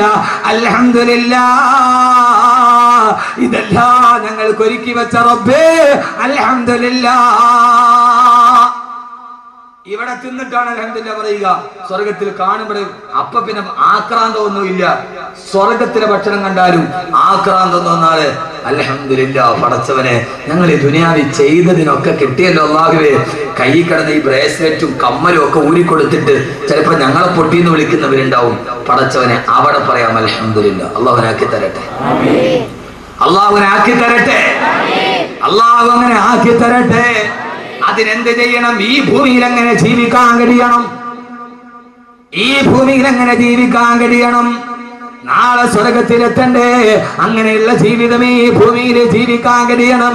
ഉസ്താദേ, ഈ കാലഘട്ടമല്ലേ, എങ്ങനെയാ ജീവിക്കാൻ കഴിയുക? ഞാൻ ഒരു ദിവസം കഴിഞ്ഞ വർഷമാണ് പാതിരാ സമയത്ത് വള്ളക്കടവിൽ വെള്ളം കഴിഞ്ഞ് ഞാൻ ടെക്നോ പാർക്കിൽ വള്ളക്കടവിലേക്ക് വളർന്നു പോവുകയാണ്. ഏതാണ്ട് വൈകുന്നേരം ഒരു 8-8:30 മണിയായിട്ടുണ്ട്. കരക്കൂട്ടത്ത് നിന്ന് ടെക്നോ പാർക്കിന്റെ സൈഡിലൂടെ പോകുമ്പോ ആ സമയത്ത് ടെക്നോ പാർക്കിലേക്ക് നിന്ന് പോകുന്ന വഴിയിലുള്ള വാഗമരത്തിന്റെയും ദേവദാരുവിന്റെയും ചുവട്ടിലൊരു പെൺകുട്ടിയുണ്ട്, 3 ചെറുപ്പക്കാര് കൂടെയുണ്ട്. ആ പോകുന്ന വഴിയിൽ അസ്വാഭാവികമായൊരു കൂട്ടം കണ്ട് ഞാൻ നോക്കുമ്പോ സുബ്ഹാനല്ലാഹ്,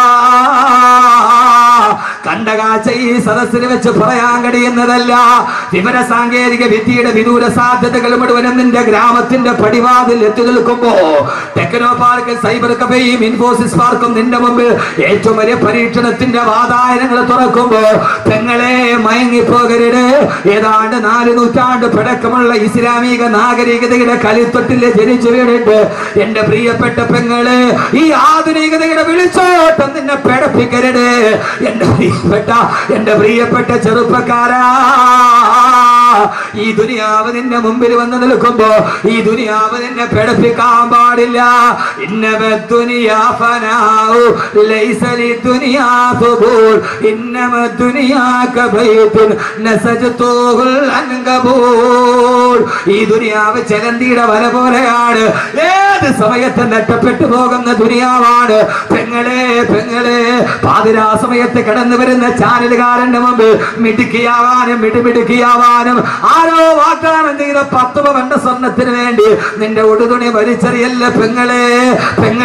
ഔറത്ത് മറക്കാട് അള്ളാഹു നൽകിയ മക്കളെ കൊണ്ടുപോയി ചാനലുകാരന്റെ മുമ്പിൽ ഇട്ട് കൊടുത്തിട്ട് അവരുടെ മാംസഭാഗം നോക്കിയിട്ട് SMS വില നിശ്ചയിച്ചു പോകുന്ന ഏറ്റവും വലിയ കച്ചവടത്തിലേക്ക് ലോകം കടന്നു പോകുമ്പോ എന്റെ പ്രിയപ്പെട്ട സഹോദരങ്ങളോട് സഹോദരിമാരോട് ഈ പാതിരാ സമയത്തിലേക്ക് പറയാനുള്ളത്, ഈ ഭൂമിയിൽ ജീവിച്ചിരുന്നിട്ട് അള്ളാഹുവിന്റെ സ്വർഗത്തിന്റെ വാതിൽക്കൽ പോയി നിന്നിട്ട് അൽഹംദുലില്ലാഹ് സ്വർഗത്തിലെ തേനിന്റെ പുഴയുടെ മുമ്പിൽ, സ്വർഗത്തെ പാലിന്റെ പുഴയുടെ മുമ്പിൽ, സ്വർഗത്തിന്റെ ഏറ്റവും വലിയ പഴത്തിന്റെ മുമ്പിൽ, സ്വർഗത്തിന്റെ ഏറ്റവും വലിയ കസേരയുടെ മുമ്പിൽ, സ്വർഗത്തിന്റെ ഏറ്റവും വലിയ സ്വർണ്ണക്കട്ടിലിന്റെ മുമ്പിൽ, സ്വർഗത്തിലെ സുന്ദരികളായ ഹൂറിപ്പെണ്ണിന്റെ മുമ്പിൽ, 400 മൈലപ്പുറത്ത് നിന്ന് ചിരിച്ചാൽ ഇപ്പുറം കാണുന്ന ദന്തനിരകളുള്ള സുന്ദരി പെണ്ണിന്റെ ഹൂറിയുടെ മുമ്പിൽ, അള്ളാഹുവിന്റെ സ്വർഗത്തിന്റെ പട്ടുവസ്ത്രത്തിന്റെ മുമ്പിൽ, അള്ളാഹുവിന്റെ സ്വർഗത്തിന്റെ കായികനികളുടെ മുമ്പിൽ, അതിന്റെ മുമ്പിൽ നിന്നുകൊണ്ട് അൽഹംദുലില്ലാഹ്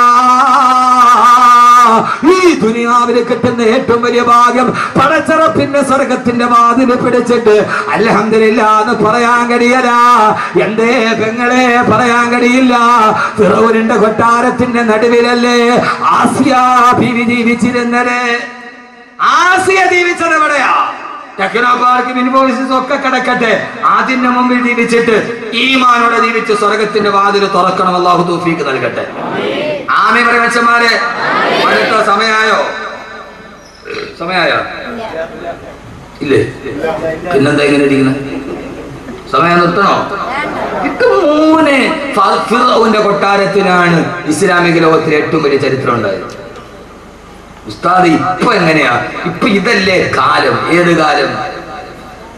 മിടുമിടുക്കി അപ്പൊ പകുതി അങ്ങോട്ട് അഴിച്ചു കളയലാണ് ഇപ്പൊ ഫാഷൻ. ഇപ്പൊ ഫാഷൻ എന്താ? പകുതി അഴിച്ചു കളയുക, ബ്ലൗസിന്റെ പുറകിൽ ഒരു ജനല് വെക്കുക. കട്ടളനല്ല ഇപ്പൊ വെക്കണം ബ്ലൗസിന്റെ പുറകിൽ. ട്രാൻസ്പോർട്ട് ബസ് ഞാൻ യാത്ര ചെയ്തിട്ട് ഒത്തിരി നാളായി, കുറെ നാളായി ട്രാൻസ്പോർട്ട് ചെയ്യാം. ഈ അടുത്ത സമയത്ത് ഒരു ദിവസം യാത്ര ചെയ്തപ്പോ പുറകിരിക്കും അറിയാൻ പാടില്ല ഇത് സീറ്റിന്റെ കമ്പിയാണോ അതല്ല ഇതിന്റെ വള്ളിയാണോ. എന്തിനാ ഞാൻ ചോദിക്കട്ടെ, എന്തിനാ അത്? എന്താ അതിന്റെ ആവശ്യം? എന്താ ഇതിന്റെ പുറകിലുള്ള ഈ പുറകിൽ കുറേ വള്ളി വെച്ചിട്ട് ജനലുണ്ടാവും? എന്താ അതിന്റെ അർത്ഥം? അതിന്റെ ഇടയിലുള്ളത് മറ്റൊരുത്തം കാണണമെന്നല്ലേ അല്ലേ? എന്താ നിങ്ങൾ ഇങ്ങനെ വാവിളിച്ച് ഇങ്ങനെ? ഇവിടത്തെ കഥയൊക്കെ തന്നെ പറയുന്നത്, അമേരിക്കയിലെ കഥയല്ല. എന്നിട്ടാ നിങ്ങൾ എന്നെ തുറച്ചു നോക്കണത്? ഇത് എന്തിനാ ഇത് വെക്കണത്? അടിക്കുമ്പോ കൈ ഇത്രയും മതി, അല്ലെങ്കിൽ സ്ലീവ്ലെസ് ആയി. എന്തിന്? എന്താ അതിന്റെ ആവശ്യം? എന്താ തലത്തുണി ഇടൂല? എന്താ ഇടാത്ത? എന്റെ തല വേറൊത്തം കണ്ടോട്ടെ, വേറൊത്തെ കാണിക്കാതിരിക്കാൻ വേണ്ടിയല്ലല്ലോ. എന്റെ പ്രിയപ്പെട്ട സഹോദരിമാരെ, ഉസ്താദ് ഈ കാലത്തൊക്കെ ഇങ്ങനെ മൂടിപ്പുറച്ചൊക്കെ നടക്കാൻ പറ്റുകയും തിരിയൊക്കെ അങ്ങോട്ട് അഡ്ജസ്റ്റ്മെന്റ്.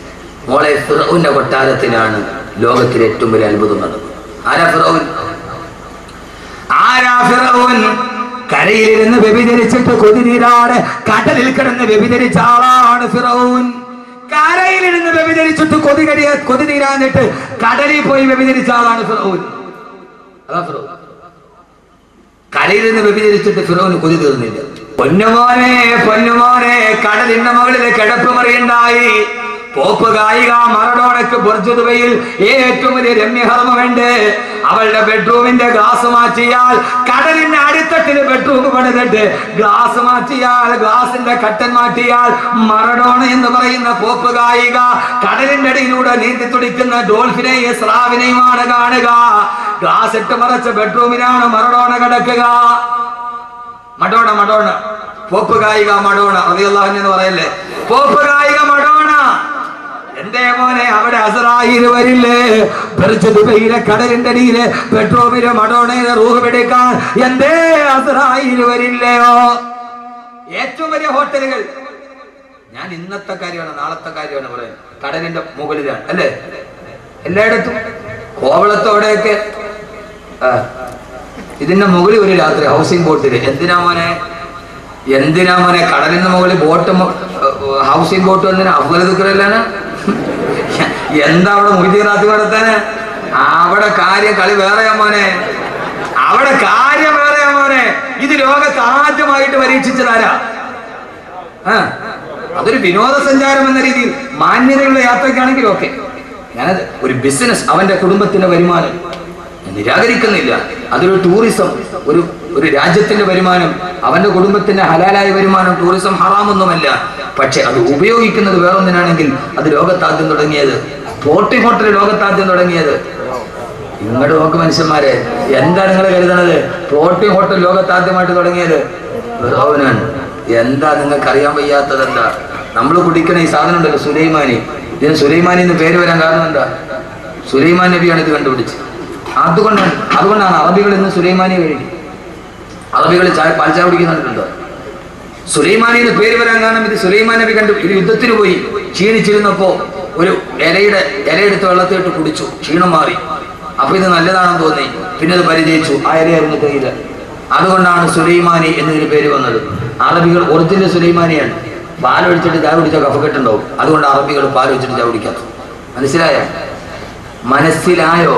സുലൈമാൻ നബി അലൈഹി സ്വലാത്തു വസ്സലാം ലോകം ഭരിക്കുമ്പോ കേരളത്തിൽ നിന്ന് തേക്ക് കച്ചവടം നടത്തിയിട്ടുണ്ട്. എത്ര പേർക്കറിയാം? സുലൈമാൻ നബി അലൈഹി സ്വലാത്തു വസ്സലാം കേരളത്തിൽ തേക്ക് കച്ചവടം നടത്തിയിട്ടുണ്ട്. സുലൈമാൻ നബി കേരളത്തിൽ നിന്ന് തേക്ക് കൊണ്ടുപോയിട്ടുണ്ട്. 2 തുറമുഖം സുലൈമാൻ നബിക്ക് ഉണ്ടായിരുന്നു. ഒന്ന് വാഫാർ. ആ വാഫാറാണ് ഇന്നത്തെ ബേപ്പൂർ. സുലൈമാൻ നബി തടിക്കച്ചവടം നടത്തിയ നാടാണ് കേരളം. എത്ര പേർക്കറിയാം? ഇങ്ങനെ വല വീശി അറിഞ്ഞാൽ മാത്രം പോരാ, ചരിത്രം പഠിക്കണ്ടേ. ഇതിനാണ് വാഫികൾ ഉണ്ടാവുന്നത്. ഇതിനാണ് വാഫി. ചരിത്രത്തെ ലോകത്തിന് പറഞ്ഞു കൊടുക്കുക. ഇതാണ് വാഫി കോഴ്സ്. സയൻസും ഖുർആനും പഠിച്ച കോഴ്സ്. ഇപ്പൊ മനസ്സിലായോ? അള്ളാഹു മനസ്സിലാക്കാനുള്ള ബോധം നൽകട്ടെ. എന്റെ പ്രിയപ്പെട്ട സഹോദരങ്ങളെ, അയാളാണ് ഫിറഔൻ. ആ ഫിറഔനല്ലേ ആദരവായ പ്രവാചകൻ നബി മുഹമ്മദ് മുസ്തഫ സല്ലല്ലാഹു അലൈഹി വസല്ലം മിഅ്റാജിന്റെ യാത്ര പോയി തിരിച്ചു വരുമ്പോ ആദ്യമായി ഹബീബായ നബി മുഹമ്മദ് മുസ്തഫ സല്ലല്ലാഹു അലൈഹി വസല്ലം യാത്ര പോയി തിരിച്ചു വരുമ്പോ ആ സമയത്ത് ആഖിറത്തിന്റെ കാഴ്ച പറയുമ്പോ അല്ലാഹുവിന്റെ റസൂൽ പറഞ്ഞില്ല, ഞാൻ പരലോകത്തിലൂടെ നടന്നു പോകുമ്പോ ആ സമയത്ത് സ്വർഗത്തിന്റെ മുമ്പിലല്ല, സ്വർഗത്തിന്റെ മുമ്പിലൂടെ നടന്നു പോകുമ്പോ ആ സമയത്തിന്റെ മൂക്കിലേക്ക് വല്ലാത്തൊരു സുഗന്ധഗന്ധം അടിച്ചു വീശി. സ്വർഗത്തിലെത്തിയിട്ടില്ല, ആ സമയത്തിന്റെ മൂക്കിലേക്ക് വല്ലാത്തൊരു സുഗന്ധം അടിച്ചു വീശിയപ്പോ അടുത്ത് നിന്ന് ജിബ്രീലിനോട് ഞാൻ ചോദിച്ചു, ജിബ്രീലേ, എവിടെ നിന്നാ ഈ സുഗന്ധം വരുന്നതെന്ന് ചോദിച്ചപ്പോ ആ സമയത്ത് ജിബ്രീൽ പറഞ്ഞു, യാ റസൂലല്ലാഹ്, ഇതിന്റെ തൊട്ടപ്പുറത്താണ് മാഷിത്ത താമസിക്കുന്നത്. ആ മാഷിത്തയുടെ ശരീരത്തിന്റെ സുഗന്ധമാണ് നബിയെ. സ്വർഗത്തിലെത്തിയിട്ടില്ല, ഇതിന്റെ തൊട്ടപ്പുറത്താണ് മാഷിത്ത താമസിക്കുന്നത്. ആരാ പെങ്ങളെ മാഷിത്ത? ആരാ? ഇബ്നത്ത് ഫിർഔൻ. സാക്ഷാൽ ഫിറൗനിന്റെ മകളല്ലേ മാഷിത്ത? ഫറോവയുടെ മകളാണ് മാഷിത്ത. ആ മാഷിത്ത സ്വർഗത്തിലെത്തുന്നതിന് മുമ്പ് നസീമുൽ ഫിർദൗസ് ആഞ്ഞടിച്ചു ബഹുമാനപ്പെട്ട ബീവി മാഷിത്ത ഒരു ദിവസം തല ചീവിക്കൊണ്ടിരിക്കുമ്പോ ചീർപ്പ് താഴെ വീണു. ഉടനെ പറഞ്ഞു ബിസ്മില്ലാ എന്ന് പറയുന്നത് കേട്ടിട്ടാണ് ഫിറഔൻ വരുന്നത്. മോളെ, നീ എന്താ പറഞ്ഞത്? മൂസാടെ അള്ളാടെ പേര് പറയുന്നു. പറയേ ബിസ്മി അബീകി, നിന്റെ വാപ്പാടെ നാമത്തിലെന്ന് പറ. ഞാനാണ് അല്ലാഹ്. ബിസ്മി അബീകി, നിന്റെ വാപ്പാടെ നാമമെന്ന് പറ. എല്ലാവരും എന്റെ റബ്ബിനെ അല്ലാതെ ഞാൻ വിശ്വസിക്കുകയില്ല. അവസാനം പിടിച്ചു കൊണ്ടുവന്ന് തിളച്ചു മറിയുന്ന ചെമ്പിലേക്ക് മാഷിത്ത റളിയല്ലാഹു അൻഹയുടെ 3 മക്കളെ വലിച്ചെറിഞ്ഞു കൊന്നില്ല ഫറോവ. താൻ നൊന്ത് പ്രസവിച്ച 3 കുഞ്ഞുങ്ങൾ തിളച്ചു മറിയുന്ന എണ്ണയിൽ കിടന്ന് മറിച്ചു വീടുമ്പോ ആ സമയത്തും മാഷിത്ത എന്ന പെണ്ണ് പറഞ്ഞു, ഇല്ല ബിസ്മില്ലാ. അവസാന ചോരമുറ്റാത്ത മാറാത്ത കുഞ്ഞ് നെഞ്ചത്തോട് കെട്ടിപ്പിടിച്ചു നിൽക്കുമ്പോ ആ കുഞ്ഞിനെ വലിച്ച് എണ്ണയിലോട്ടിറങ്ങുമ്പോ അപ്പോഴും പൊട്ടിക്കരഞ്ഞില്ല മാഷിത്ത. എടുത്ത് എണ്ണയിലോട്ട് വലിച്ചെറിയുമ്പോഴും അല്ലാഹുവിന് വേണ്ടി എല്ലാം സഹിച്ച് മരിക്കുന്ന നേരം ബിസ്മില്ലാ എന്ന് പറഞ്ഞിട്ട് ഫിറൗനിന്റെ കൊട്ടാരത്തിൽ ജീവിച്ചിട്ട് മരിച്ചുപോയ പെണ്ണാണ്. സ്വർഗത്തിലെത്തുന്നതിന് മുമ്പേ സ്വർഗത്തിന്റെ പരിമളം ആസ്വദിച്ചു ആ ബഹുമാനപ്പെട്ട ബീവി മാഷിത്ത റളിയല്ലാഹു അൻഹാ. പെങ്ങളെ, ഈ ദുനിയാവിൽ ജീവിച്ചിട്ട് സ്വർഗം വാങ്ങിക്കണം. അല്ലാഹു നമ്മുടെ സഹോദരിമാരെ അങ്ങനെ ആക്കി തരട്ടെ. എന്നാലേ നാളെ സ്വർഗത്തിന്റെ മുമ്പിലെത്താൻ പറ്റൂ. നമ്മളിങ്ങനെ സ്വർഗത്തിലേക്ക് പോകുന്നത് കാണുമ്പോഴേ മലക്കുകൾ പറയും, സലാമൻ അലൈക്കും തിബ്തും ഫദ്ഖുലൂഹാ ഖാലിദീൻ. സലാമുൻ അലൈക്കും തിബ്തും ഫദ്ഖുലൂഹാ ഖാലിദീൻ. മനുഷ്യരെ കാണുമ്പോൾ മലക്കുകൾ സലാം പറഞ്ഞ് മനുഷ്യരെ മലക്കുകൾ മുസാഫഹത്ത് ചെയ്യുന്ന സ്ഥലമാണ് മഹ്ശറ. പ്രോട്ടോകോൾ മാറി മലക്കുകൾ വന്ന് നമ്മളെ കൈ പിടിച്ച് മുസാഫഹത്ത് ചെയ്യും. അള്ളാഹുനാക്കി തരട്ടെ. സ്വർഗത്തിന്റെ മുമ്പിൽ എത്തുമ്പോ മലക്കുകൾ വന്നിട്ട് കൈ പിടിച്ചിട്ട് സലാമുൻ അലൈക്കും തിബ്തും ഫദ്ഖുലൂഹാ ഖാലിദീൻ. ആ സ്വർഗത്തിലോട്ട് പോക്കോ. ഇവിടെ നമ്മുടെ കർമ്മങ്ങൾ രേഖപ്പെടുത്താനാണ് മലക്കുകൾ അല്ലേ. കൂടുന്നു പൊട്ടായിടം വരം രണ്ട്, ഓരോരോ സാഹത്തിൽ മാറ്റങ്ങളുണ്ട്. കൂടുന്നു പൊട്ട ഇടം വരം രണ്ട്, ഓരോരോ സാഹത്തിൽ മാറ്റങ്ങളുണ്ട്. എടാ പൊട്ട, നിന്റെ ഇടത്തും വലത്തും രണ്ടാളുകൾ ഇരിക്കുന്നുണ്ട് നിന്റെ കർമ്മങ്ങൾ രേഖപ്പെടുത്താൻ. പക്ഷെ നാളെ നീ സ്വർഗത്തിൽ വന്നാൽ മലക്കുകൾ നിന്റെ പരിചാരകരാകുമെന്ന്.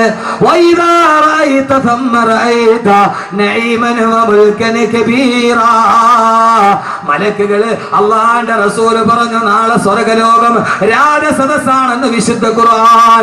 സഹാബത്ത് ചോദിച്ചു, യാ റസൂലല്ലാഹ്, രാജാവാകണമെങ്കിൽ പ്രജകൾ വേണ്ട നബിയെ, സ്വർഗത്തിലെ പ്രജകരാരാണ് നബിയെ? ഓരോ മനുഷ്യനും 1000 മലക്കുകൾ സേവകരായി സ്വർഗത്തിലുണ്ടാകുമെന്ന് ഹബീബായ നബി മുഹമ്മദ് മുസ്തഫ. അള്ളാഹു നമുക്കത് കാണാൻ തൗഫീഖ് നൽകട്ടെ. നാളെ സ്വർഗത്തിലെ രാജാക്കന്മാര് നമ്മളാ. ഒരു മനുഷ്യന് 1000 മലക്കുകൾ ഏറ്റവും കുറഞ്ഞുണ്ടാവും. അള്ളാഹുനാക്കി തരട്ടെ. ഇനി ഒരു കാര്യം കൂടെ നിങ്ങൾക്ക് ഞാൻ പറഞ്ഞുതരാം. ആ പെണ്ണിനെ കൂടെ കണ്ടിട്ട് പോവാം വേണ്ടേ? പക്ഷേ ഫിർഔന്റെ കൊട്ടാരത്തിലെ പോലെ മാശത്തെ പോലെ ജീവിക്കണം. ആ പെണ്ണിനെ സ്വർഗത്തിലെ പെണ്ണുങ്ങളെ അള്ളാഹു കാണാൻ തൗഫീഖ് നൽകി. സ്വർഗത്തിലെ ഏത് പെണ്ണിനെ കാണും? ഇതിനെ കാണുമോ? അവിടുത്തെ ഹൂലിങ്ങൾ കാണും. ഏതിനെ കാണും? നിങ്ങൾക്ക് ഇതിനെ കാണണോ? സ്വർഗത്തിലെ ഹൂലിങ്ങളെ കാണും. കേട്ടാ, ഹൂലിങ്ങളെ കണ്ടാ മതി.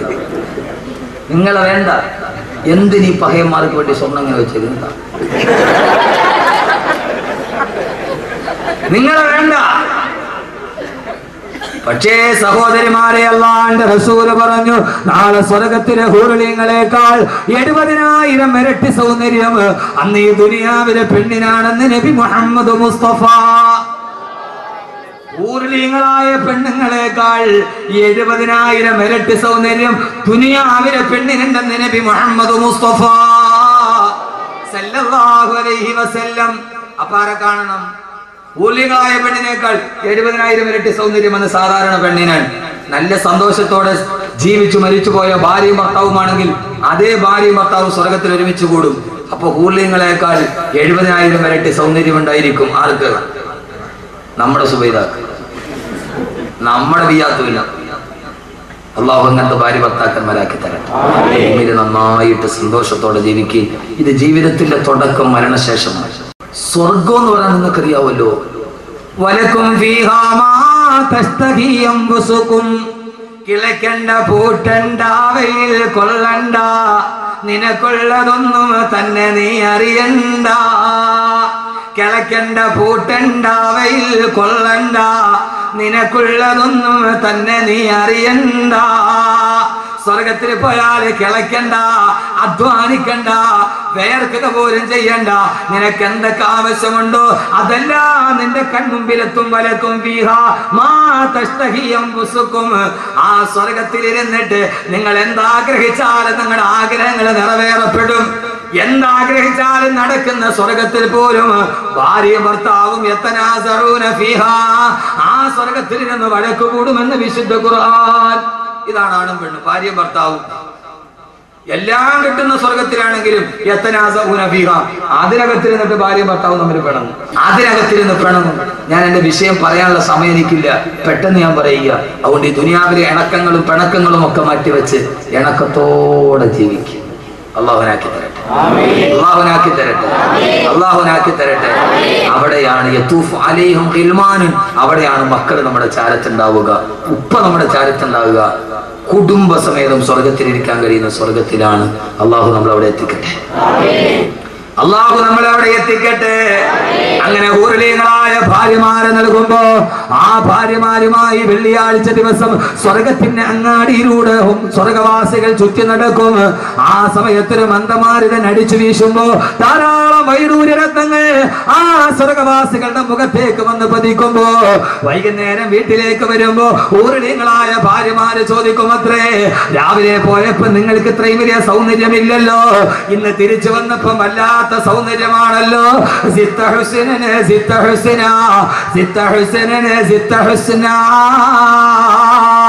ഇന്ന് നിങ്ങൾക്ക് എത്ര വലിയ മൊഞ്ചാണെന്ന് ഹൂറിലീങ്ങളായ പെണ്ണുങ്ങൾ അത്ഭുതപ്പെടുമത്രേ. സ്വന്തം സ്വർഗത്തിന്റെ കട്ടിലിന്റെ ഉള്ളിൽ, സ്വർഗത്തിന്റെ സ്വർണ്ണ കട്ടിലിന്റെ ഉള്ളിൽ ഹൂറിലീങ്ങളായ പെണ്ണുങ്ങളായ ഭാര്യമാരെ കെട്ടിപ്പിടിച്ച് കിടക്കുമ്പോ അള്ളാന്റെ റസൂല് പറയുകയാ, ആ സമയത്ത് സ്വർഗത്തിലൊരു ഹൂറി പെണ്ണ് 400 മൈലപ്പുറം എന്നവള് ചിരിച്ചാൽ അവളുടെ ചിരിയുടെ സൗന്ദര്യം 400 മൈലിപ്പുറ കാണാം. അങ്ങനത്തെ ഒരു പെണ്ണ്, അവൾക്ക് ചുറ്റും 70,000 തോഴിമാരുണ്ടാവും. ഈ സ്വർഗത്തിലെ ഏറ്റവും വലിയ മാതക ഹൂറി, ഏറ്റവും വലിയ സൗന്ദര്യമുള്ള പെണ്ണ് സ്വർഗത്തിന്റെ നടുക്കിലൂടെ ഇങ്ങനെ 70,000 തോഴികളുടെ അകമ്പടിയോടെ നടന്നു പോകുമത്രേ. ആ പെണ്ണ് വിളിച്ചു ചോദിക്കും, എന്റെ പുതിയ ആപ്ലയവിടെ, എന്റെ പുതിയ ആപ്ലയവിടെ, എന്റെ പുതിയ ആപ്ലയവിടെ. സ്വർഗത്തിൽ ഹൂറി പെണ്ണുങ്ങളുടെ കൂടെ കിടക്കുന്ന